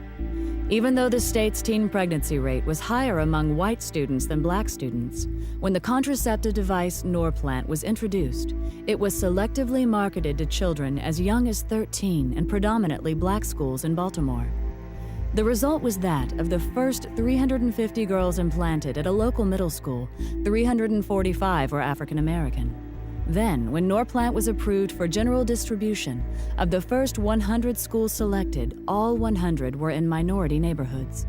The Norplant contraception device was developed by the Population Council in New York, which had been established in 1952 under the leadership of its president, John Rockefeller.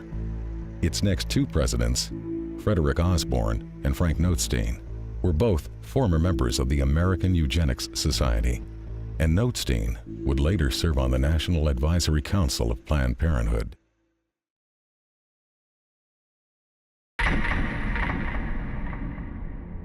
There is an element of racism in the motivation of some Americans who are promoting birth control. It's interesting to note that family planning abroad is being strongly advocated by some senators better known for their anti-civil rights position. United States Congressman Clement Zablocki, March 25, 1966. If you're going to curb population, it's extremely important not to have it done by the damn Yankees, but by the UN. Because the thing is, then it's not considered genocide. If the United States goes to the black man or the yellow man and says, slow down your reproductive rate, we're immediately suspected of having ulterior motives to keep the white man dominant in the world. If you can send in a colorful UN force, you've got much better leverage. Alan Guttmacher, president of Planned Parenthood and former vice president of the American Eugenics Society, 1970. 4 years after Guttmacher made that statement, America's National Security Council issued a report that was intended to define the United States government's official policy on controlling world population. It was called the National Security Study Memorandum 200, or NSSM 200, and it was formulated in cooperation with the United States Agency for International Development, the U.S. State Department, the Department of Defense, and the Central Intelligence Agency. One of its goals was to establish a strategy for reducing the populations of third world countries so that the United States could have increased access to their natural resources, particularly minerals and metals. Among the conclusions of NSSM 200 was that no country has reduced its population growth without resorting to abortion. The authors of the report then identified 3 non-governmental agencies that would be funded to carry out the government's population control agenda in the targeted countries. One of those agencies was Planned Parenthood. One of the tactics specified in NSSM 200 was that we might withhold food aid after a disaster if the countries do not accept the American idea of birth control, and this has happened many times all over the world. One example is the Southern American country of Guyana, which was hit by a hurricane back in 1997. Now, they had turned down abortion and birth control for 12 years straight, but after the hurricane hit Guyana in 1997, the World Bank said, we will not give you any aid unless you legalize abortion and birth control, and that's exactly what they did. I've seen this several times in Africa, where droughts have hit, and the United Nations and USAID will not assist unless they accept birth control. I've been all through Africa myself, and I've seen medical clinics that are full of birth control devices, but no safe motherhood delivery kits. There's no anesthesia, there's not even any bandages there. There's crates and crates of birth control pills and condoms. Now, while our commitment to birth control is going up every year, our commitment to authentic economic development is dropping. So we see less clean drinking water funding, less school funding, see less medical clinic funding. Another example is Haiti. Haiti has been hit by hurricanes several times, and the United States and other countries are saturated with birth control. In Haiti now, any woman, 90% of women at least, can now get access to any kind of birth control they want to, government funded, but less than 20% of the Haitians have access to clean drinking water. Now try to imagine there being a natural catastrophe in a country like Canada or Australia or France or England. And we go in there and we say to them, we're not going to offer you any kind of aid unless you accept our philosophy on birth control and population control. That will be outrageous. But that's our standard operating procedure when we go to a black country after a catastrophe of some kind. You cannot believe that we are going to treat people in a foreign country like this and not treat our own population of African Americans the same way. Consider what happened after Hurricane Katrina. One of the first things we did was bring in birth control and contraception. And as we all know, the hurricane disproportionately affected black families in that area. And I seriously doubt if the same kind of disaster hit a middle-class white area, the first response would be condoms and birth control. This idea that population control could be used to control a specific population was not unique to NSSM 200.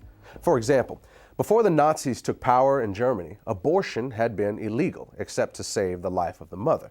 But under Hitler, the Hamburg Eugenics Court ruled that it would still be illegal for Aryan women, but legal for women of what they called inferior racial stock.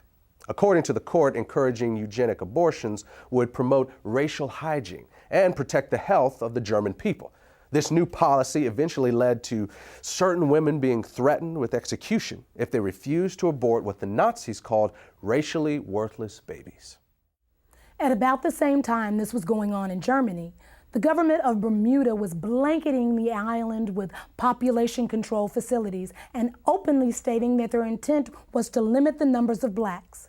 Then in 1958, blacks in the Caribbean rebelled against a Planned Parenthood-led birth control campaign that was exclusively targeted at non-white residents, while at the same time, prosperous white residents were being encouraged to multiply. Following a similar pattern, a 1965 article in the Pittsburgh Courier newspaper reported that under apartheid, the white South African government was relying on targeted birth control as its primary weapon to reduce the number of blacks in the country. Unfortunately, we now know that the U.S. government was not immune to this sort of thing either. When 3 pro-choice researchers investigated the original motive behind the creation of the abortion pill, RU-486, what they discovered was that the scientific basis for it was actually developed in the United States during the 1960s by the National Institutes of Health at the U.S. Department of Health and Human Services. In their 1991 book, these researchers claimed to have found data showing that this agency was looking for an inexpensive and effective drug to control the populations of foreign countries that the government had classified as underdeveloped. The abortion pill was to be tested in these environments, and if successful, the plan called for it to then be introduced into Black, Hispanic, and Native American communities in the United States. In 1977, only 3 years after NSSM 200 was issued, the director of the United States Office of Population, Dr. Reimert T. Ravenholt, publicly stated that it was the U.S. government's intention to sterilize 1/4 of the world's female population. According to Ravenholt, one of the driving forces behind this campaign was the need to protect American financial and commercial interests. Ravenholt said that some foreign governments were refusing to give the United States permission to come into their country and control their population. He said that, in those cases, the plan was to be carried out by 2 private organizations with an enormous amount of financial support from the American government. When asked by a St. Louis newspaper to name the 2 organizations, he said that they were the United Nations Fund for Population Activities and Planned Parenthood. Among government officials who supported the Ravenholt philosophy of using American intervention to control the populations of foreign countries, perhaps the most powerful were Republican President Gerald Ford, Vice President Nelson Rockefeller, and Secretary of State Henry Kissinger. In the mid-1970s, while serving as foreign policy advisor to the Ford-Rockefeller administration, Kissinger personally helped Planned Parenthood set up an abortion counseling program for Vietnam refugees who were being housed at Camp Pendleton Marine Corps Base in California. This was done despite the fact that the vast majority of these refugees were known to be strongly opposed to abortion, and not one of them had ever requested abortion counseling. At the same time, Kissinger also refused to hold an abortion training program that was being conducted by the Agency for International Development, which operates under the direction of the State Department. Kissinger allowed this project to continue despite numerous complaints that it was in clear violation of U.S. law that specifically prohibited American foreign aid funds from being used for this purpose. The commitment that Ford, Rockefeller, and Kissinger had for this illegal project may have been a reaction to something Reimert Ravenholt had said a few years earlier. In 1973, he was speaking at a Planned Parenthood national conference where he told attendees that abortion may actually be the most demographically powerful way of controlling population. Ravenholt would eventually be honored by Planned Parenthood for what it called innovation and vision in the population field. Years ago, a series of USA Today articles documented that there are large multinational corporations on the New York Stock Exchange today that actually got their start in the slave trade. But when slavery ended and Africans could no longer be financially exploited, Many of those same corporations began pouring millions into the eugenics movement. The people they had found so valuable as property, they had little use for as fellow citizens. And again, some of those corporations and foundations and institutions are still around today, and every year they still pour millions into eugenics organizations like Planned Parenthood. In fact, if you look at Planned Parenthood's donor list, it reads like a who's who of corporate America. You also have individual elitists doing the exact same thing. People like Bill and Melinda Gates, Warren Buffett, Ted Turner, and many others have used their own personal fortunes to make sure that the eugenics movement never runs short of money. Of course, if you confront these people or these corporations about their support for organizations like Planned Parenthood, they'll tell you it has nothing to do with eugenics. And if someone is naive enough to believe that, that's fine. But to me, it's like someone saying, yeah, I'll give a few $1 million a year to the Klan, but I'm not really a racist. After the abortion pill RU-486 was approved for sale in the U.S., the controversy surrounding it kept the abortion lobby from being able to find an American company to produce it. That forced them to look for a foreign manufacturer. And after an 8-year search, a company owned by the Chinese government agreed to manufacture the drug for the U.S. market. The company's management made the decision after the Rockefeller Foundation agreed to provide financial backing for the project. There's also another connection between Rockefeller and RU-486. At the end of World War II, the German chemical manufacturer IG Farben was identified as the company that supplied the gas used in the Nazi concentration camps. The gas was called Zyklon B, and evidence later showed that Farben's executives knew how it was being used. In fact, evidence was uncovered to indicate that Farben engineers had actually designed the gas chambers. This led to some of them being tried at Nuremberg for crimes against humanity, including genocide and slavery. Interestingly, IG Farben was a financial partner with John D. Rockefeller and Standard Oil of New Jersey in a company called Standard IG Farben. In addition, within 3 months after Hitler came to power, the publicity director of Rockefeller Foundation and personal advisor to John D. Rockefeller, a man named Ivy Ledbetter Lee, was assigned the responsibility of directing public relations for IG Farben. After the war, IG Farben would change its name to become known as Hercht AG. Today, Hercht is a gigantic multinational corporation with subsidiaries all over the world, including the United States. Ironically, one of Hercht's subsidiaries, Rusal Uclof, is the French company that developed RU-486. In other words, the same company that produced the gas used in the Nazi death camps also produced the abortion pill that is now being used in American abortion clinics. And in both cases, there was a known connection to the Rockefeller Foundation. On the week he was inaugurated, Bill Clinton received this letter from attorney Ron Weddington. Weddington is the ex-husband of Sarah Weddington, the lawyer who successfully argued for the legalization of abortion in the Roe v. Wade case. 26 million food stamp recipients is more than the economy can stand. You can start immediately to eliminate the barely educated, unhealthy, and poor segment of our country. No, I'm not advocating some sort of mass extinction of these unfortunate people. Crime, drugs, and disease are already doing that. I am not proposing that you send federal agents armed with Depo-Provera dart guns to the ghetto. You should use persuasion rather than coercion. Our survival depends upon our developing a population where everyone contributes. We don't need more cannon fodder. We don't need more parishioners. We don't need more cheap labor. We don't need more poor babies.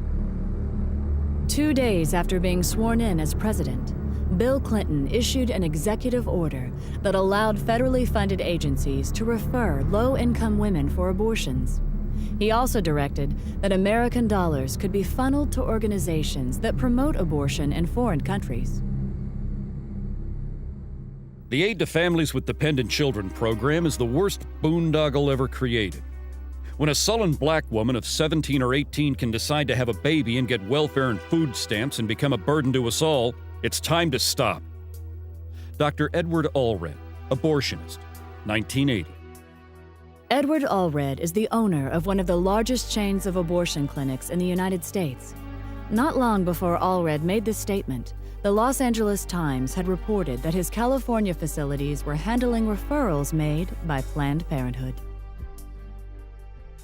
Even as late as the 1960s, the wealthy elite who made up the eugenics movement never tried to hide the fact that their agenda was driven by financial considerations as much as it was driven by the desire to create racial purity.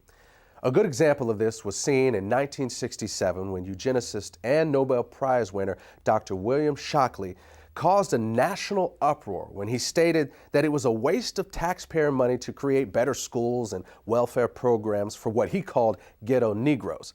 He claimed to have research showing that people of African descent are genetically inferior to whites in intelligence and simply not smart enough to take advantage of programs designed to help them.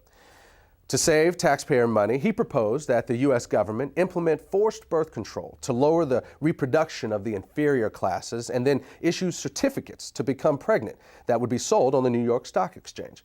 Shockley was a National Committee member of Planned Parenthood and a featured speaker at least one Planned Parenthood conference. When Florida abortion clinic owner Joyce Tarnow appeared on a local talk show, she gave the following reply when asked what America should do to help impoverished nations that are facing starvation or other natural disasters. Time is running out for us. In 1968, Dr. Paul Ehrlich wrote The Population Bomb. And in that book, he stated a thesis that what we should be doing is helping those nations that have a reasonable chance of being able to produce their own food supplies. Those that cannot do that for whatever reason, those people have to just sink or swim on their own. And what we do is try to help those societies become self-sustaining that have a chance to learn how to fish in order to feed themselves. Wait a minute. Are you I just want to make sure this is clear. Are you advocating, or was he advocating, basically writing off people that have no hope of ever because of the climate or for whatever problems of feeding themselves? Sort of like survival of the fittest? Or... Right. And the thing is... You agree with that? Yes, I do. The more people you help to survive, the more people are going to be reproducing and having children beyond what we can reasonably hope to have so that we can educate and house and feed these people. When Joyce Tarnow retired in 2004, she told a local newspaper that she had tried to get as many people sterilized as are in my way. She also restated her views on foreign aid, saying that the United States should help those countries that can prosper, but let the others wither on the vine. Citing Haiti as an example, Tarnow said that the Haitian people should be made to stew in their own juices because they had destroyed their environment. In order to really understand the role money plays in the eugenics movement, it is important to keep in mind that its original mission was not to make a profit, but to eliminate a group of people that the elite saw as a financial burden because of things like welfare, crime, taxes, and so forth. And when you look at the wealthy individuals and corporations that fund the modern eugenics movement, you see that this is not really changed. You also see that these people are willing to pay out big money to those who can carry out their agenda. And when Planned Parenthood figured this out, they volunteered for the job. The result is that money has been poured into this organization to the point that Planned Parenthood is now a billion-dollar multinational corporation that operates the largest chain of abortion clinics and birth control facilities in America. While much of Planned Parenthood's financial success has been because of donations from these wealthy individuals and large corporations, it has also raked in billions from you and me. In 2006 alone, despite having made over $60 million in profit, Planned Parenthood received about $350 million from the U.S. government. And in 2009, Planned Parenthood will receive approximately $1 million every single day from the American taxpayer. That's $1 million every 24 hours. That comes directly out of your paycheck and mine. Now, what you may find interesting is how your money is being spent. To give you just one example, we're going to show you part of a website that Planned Parenthood launched in 2008 called TakeCareDownThere.com. The clip is titled, "I Didn't Spew," and I warn you, Many of you are going to find it highly offensive, and you're going to find it especially inappropriate for children, despite the fact that is exactly who Planned Parenthood created it for. As you watch this piece, remember, you helped pay for it.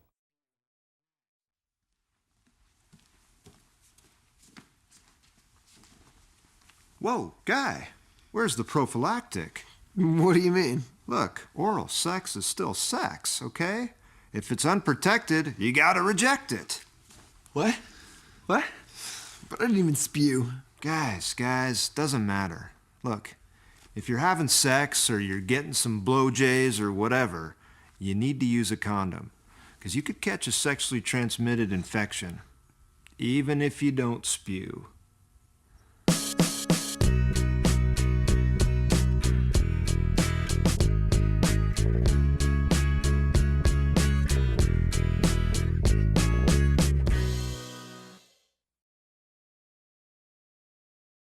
Now, does this clip say anything about how Planned Parenthood sees African Americans? You'll have to judge that for yourself. But there's no doubt that if this same video had been made by a bunch of white supremacists or the Ku Klux Klan or some neo-Nazi group, we would all understand the symbolic message behind it. In 2007, Live Action Films of California conducted an undercover investigation of Planned Parenthood offices in several states. Under the direction of the organization's president, Lila Rose, the goal of the project was to determine whether Planned Parenthood officials would accept financial donations on the condition that the money would only be used to eliminate African Americans. The following clips are from the actual recordings of those conversations. When I underwrite abortion, does that apply to minorities too? If you specifically want it to underwrite an abortion for a minority person, you can target it that way. You can specify that that's how you want it spent.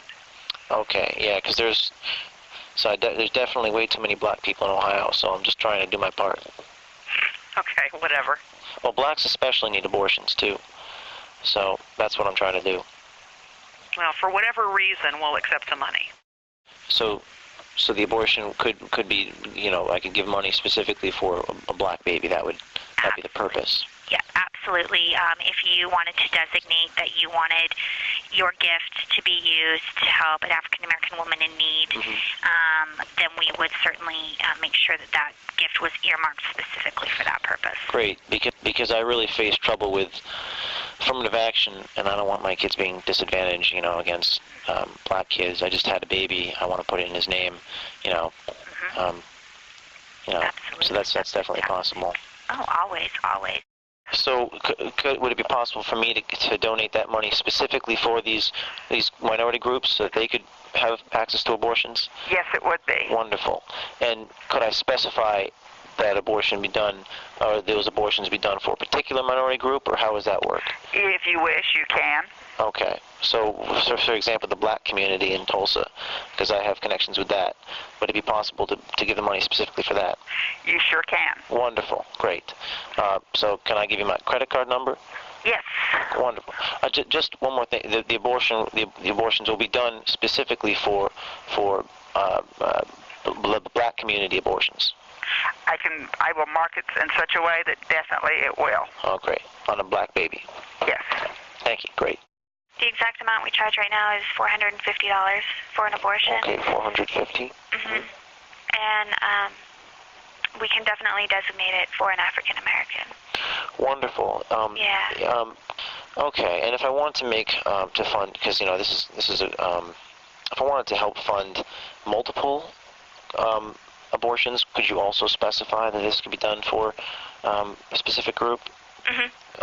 Well, I'm really excited, you know, because I really face trouble with affirmative action. I don't want my kids to be disadvantaged, you know, against blacks in college, and the less blacks out there, the better. So. Yeah, it's a strange time for sure. Yeah. So, okay. Well, thank you very much, Jeremy. And if you have any questions, please feel free to give me a call. My extension is 304. When this material was released to the public, Planned Parenthood's defense was to claim that the employees who made these statements were not reflecting the organization's corporate position.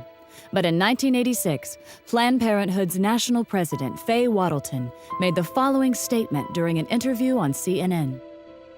As a matter of fact, Mr. Dornan, if I may finish, we have received contributions from people who want to support us because they want all welfare mothers and all black women to stop having children.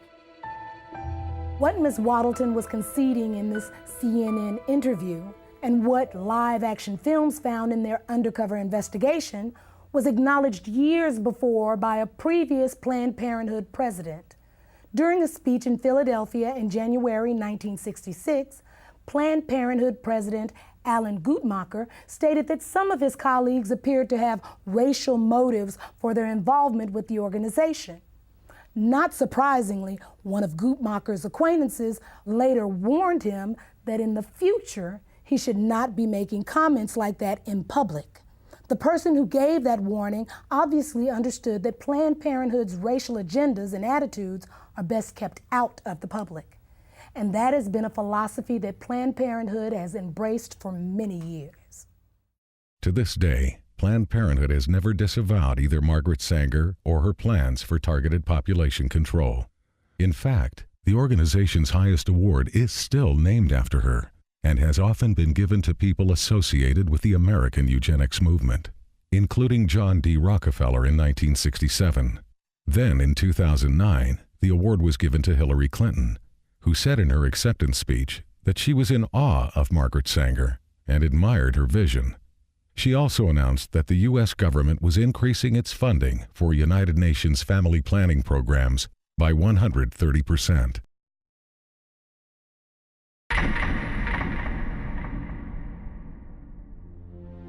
Frankly, I had thought that at the time Roe was decided, there was concern about population growth, and particularly growth in populations that we don't want to have too many of. Ruth Bader Ginsburg, United States Supreme Court Justice, July 2009. When it comes to exposing eugenics in modern America, that quote by Ruth Bader Ginsburg is the smoking gun. I mean, here is the most radical advocate of legalized abortion that's ever been on the Supreme Court, openly admitting in the New York Times that the real issue was never women's rights or privacy or reproductive freedom or being pro-choice. No, what she is saying is that the driving force behind making abortion legal was to exterminate certain groups of people.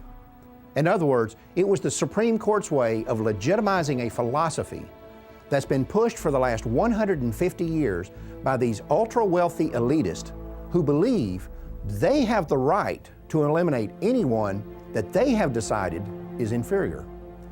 And Planned Parenthood became the golden child of these people because they're the ones who figured out how to put this philosophy into practice. It was Planned Parenthood who figured out that the way to make eugenics work is not to kill people, but to convince the targeted group to commit cultural suicide. And the way you do that is with birth control and abortion.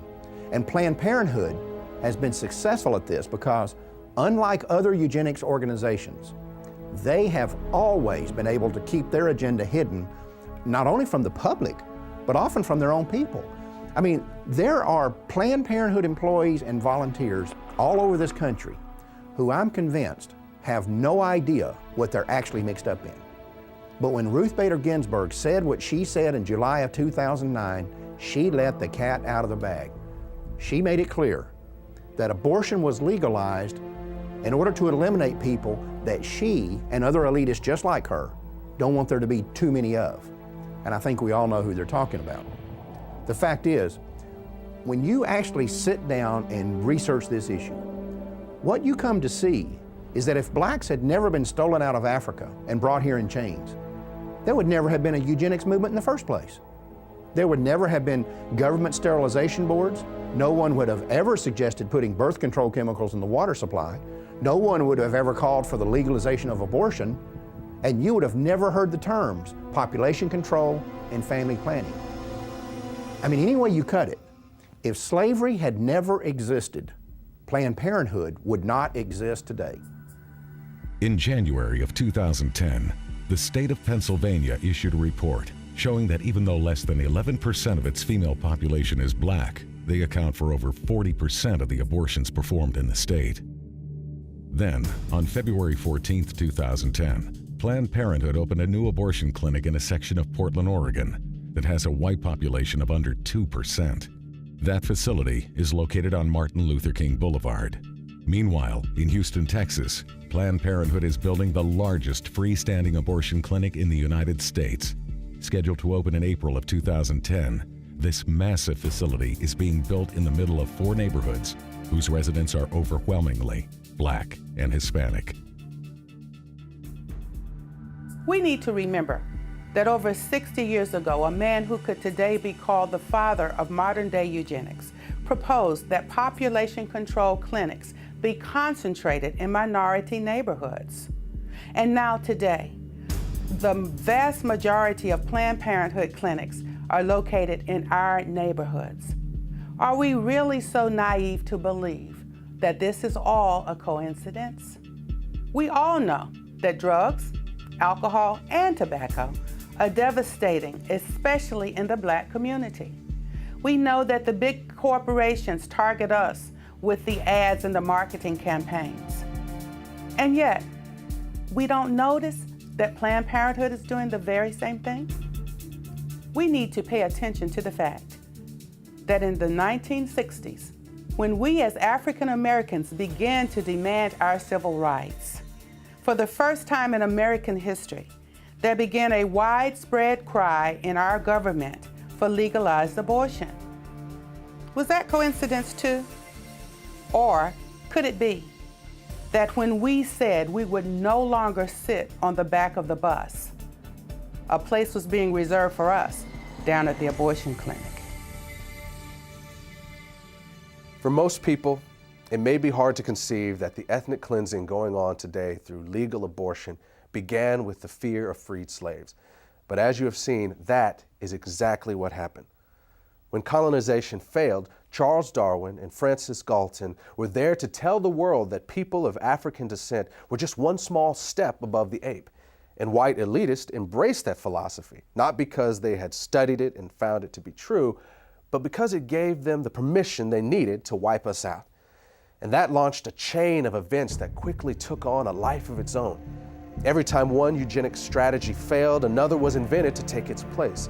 It was a pattern that would be continued from one generation to the next until they finally discovered the strategy that worked. You know, when you study the Nazi Holocaust, you can see these films of Jews running into ditches to be shot in the head. You can even see films of them actually walking into the gas chambers. And it's tempting to ask yourself why they didn't fight back. I mean, if you're going to be killed anyway, what do you have to lose? Perhaps the answer is that they simply could not believe it was really happening. Maybe the normal human mind is just not wired to accept that your fellow man is capable of such senseless brutality on such a scale, even when you see it happening with your own eyes. As African Americans, we need to recognize that we are doing the same thing. We need to understand that terms like pro-choice and reproductive rights and family planning are nothing more than marketing slogans. They're just code words that organizations like Planned Parenthood use to hide the fact that we're voluntarily submitting to the will of those who have been trying to exterminate us since the day slavery ended. At the beginning of this program, we told you that the Maafa didn't end with the freeing of the slaves, and that in fact, it hasn't ended yet. Now you've seen the rest of the story. Now you know that legalized abortion is more than just a crime against humanity. It is also the continuation of a 150-year-old racial agenda that was founded in Black genocide. And I hope that you have also come to see that as long as abortion remains legal, the Maafa cannot end. Thanks for watching. Brothers and sisters, it is time. Yes, it is. Amen. Brothers and sisters, it's time for us to go to the streets on this issue. Yes, it is. Amen. We need to be in the streets on this issue. Amen. If we look the other way, while our smallest brothers and sisters are being lynched in the room We lose the right to be outraged that we were once lynched by the Klan. When white supremacist Tom Messer tells his followers to invest their money in ghetto abortion clinics, he's not talking about reproductive rights. He's talking about reproductive racism. Yes, he is. When two guys write a book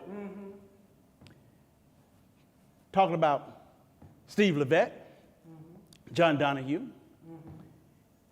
when two guys, Steve Levette and John Donahue, write a book in which they claim that the high rate of abortion keeps the rate of crime down, be assured, they know that a vast majority of American abortion clinics are in black neighborhoods. Oh, yes, they do. Oh, yes, they do. Come on. They know they're in the minority neighborhoods.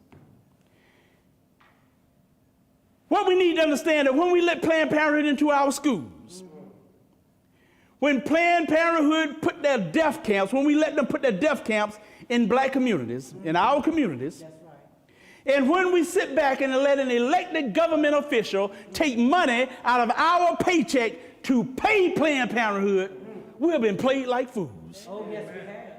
Jesus. The fact is, if we tolerate something as evil as abortion, we cannot be surprised if it turns around and is used against us. We can't be surprised if it's turned around and used against us. We can't be angry if it's turned around and used against us. Notice for sure, as long as abortion is legal, in America, we'll never be able to stop it being used to commit black genocide. That's right. Amen. We'll never be able to use it as a weapon for what I call the Maafa. The fact is, if we tolerate something as evil as abortion, we cannot be surprised or angry when it's turned against us. Said that one, didn't I? You know it's easy, it was easy to spot the enemy when he was a redneck, toothless redneck. Probably spent about 3 years trying to get past the 4th grade. But today, our enemy don't wear white hoods. No, they don't. Come on, man. Today, our enemies wear a white lab coat. Yes, with a stethoscope around his neck. Yes. And what gets really aggravating sometimes, like a pimp, sometimes he's black. Come on. And this is not about political parties either, because there's a reason I'm an independent. Both the Republican Party and Democratic Party have been in bed with Jezebel and the eugenics business for more years than you and I have been alive. Come on, that's right. I will also tell you this, every time we vote for politicians who tell us they are pro-choice, it's like we're spitting on the graves of our ancestors. Our ancestors did not break the chains of slavery. No, they did. They didn't escape the plantations and the cotton field just so we could actually then take power and give it to political people who are there to wipe us out. Jesus. That's right. Amen.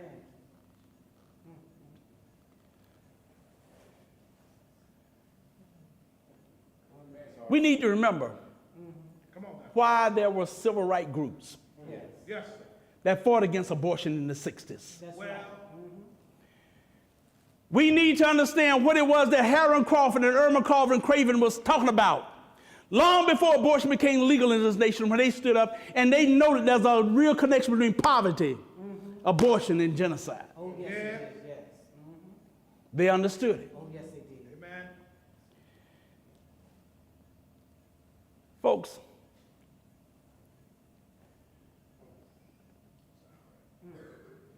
you know, it's time we looked at what's been done to our children. Come on now, Pastor. I had the privilege of meeting Mamie Till in Chicago years ago. Yes. She complimented us on what we were doing. Yes, And my heart was really moved sitting next to her and having this lady look me in the eye and tell me that. Yes. Because you remember Emmett Till. And we have to remember what happened. Yes. When he was beaten and bludgeoned. Yes. So bad. Yes. That most of the time people say, whoa, there's got to be a closed casket. His mother decided, no. She demanded an open casket because she wanted the world to see what they had done to her baby. That's right. Amen. That's right. And it's time we now look and not look away and look what has been done to our children in the womb. Yes. It's womb lynching. Yes, it is. Yes, it is. Come on now. Now, the point is not that killing a black child is worse than killing a white child. It's not.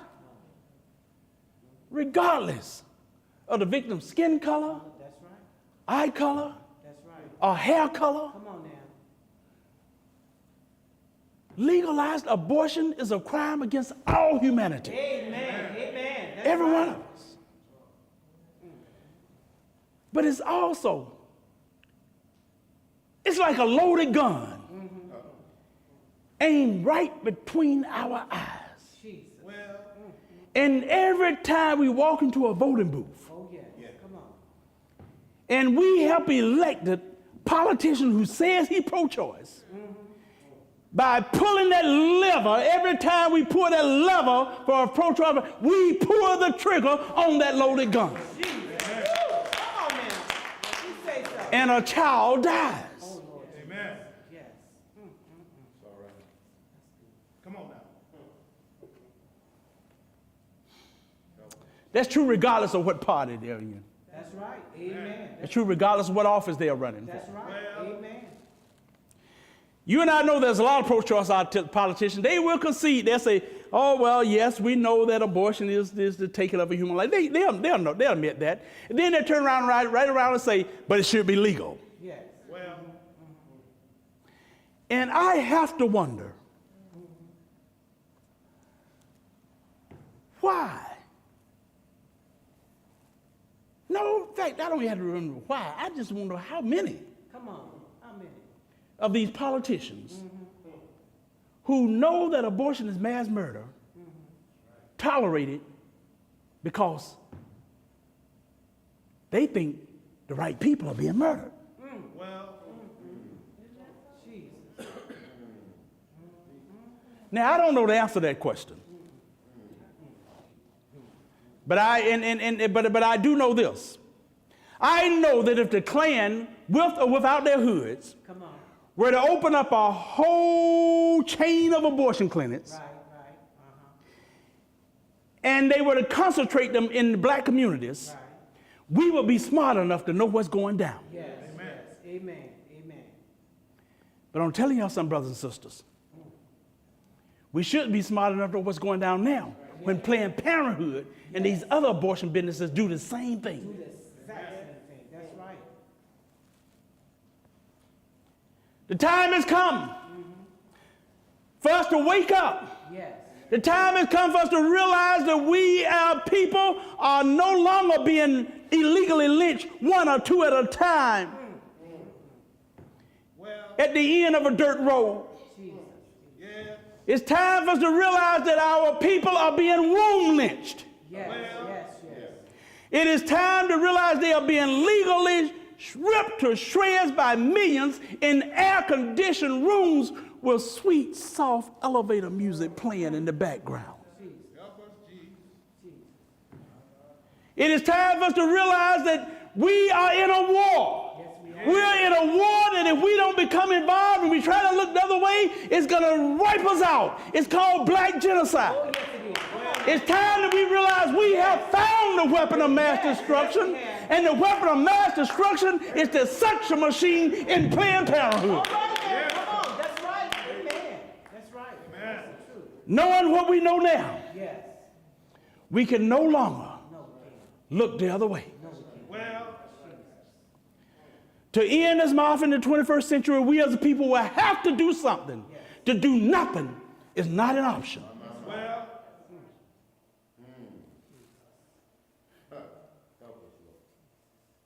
The only question left to answer is,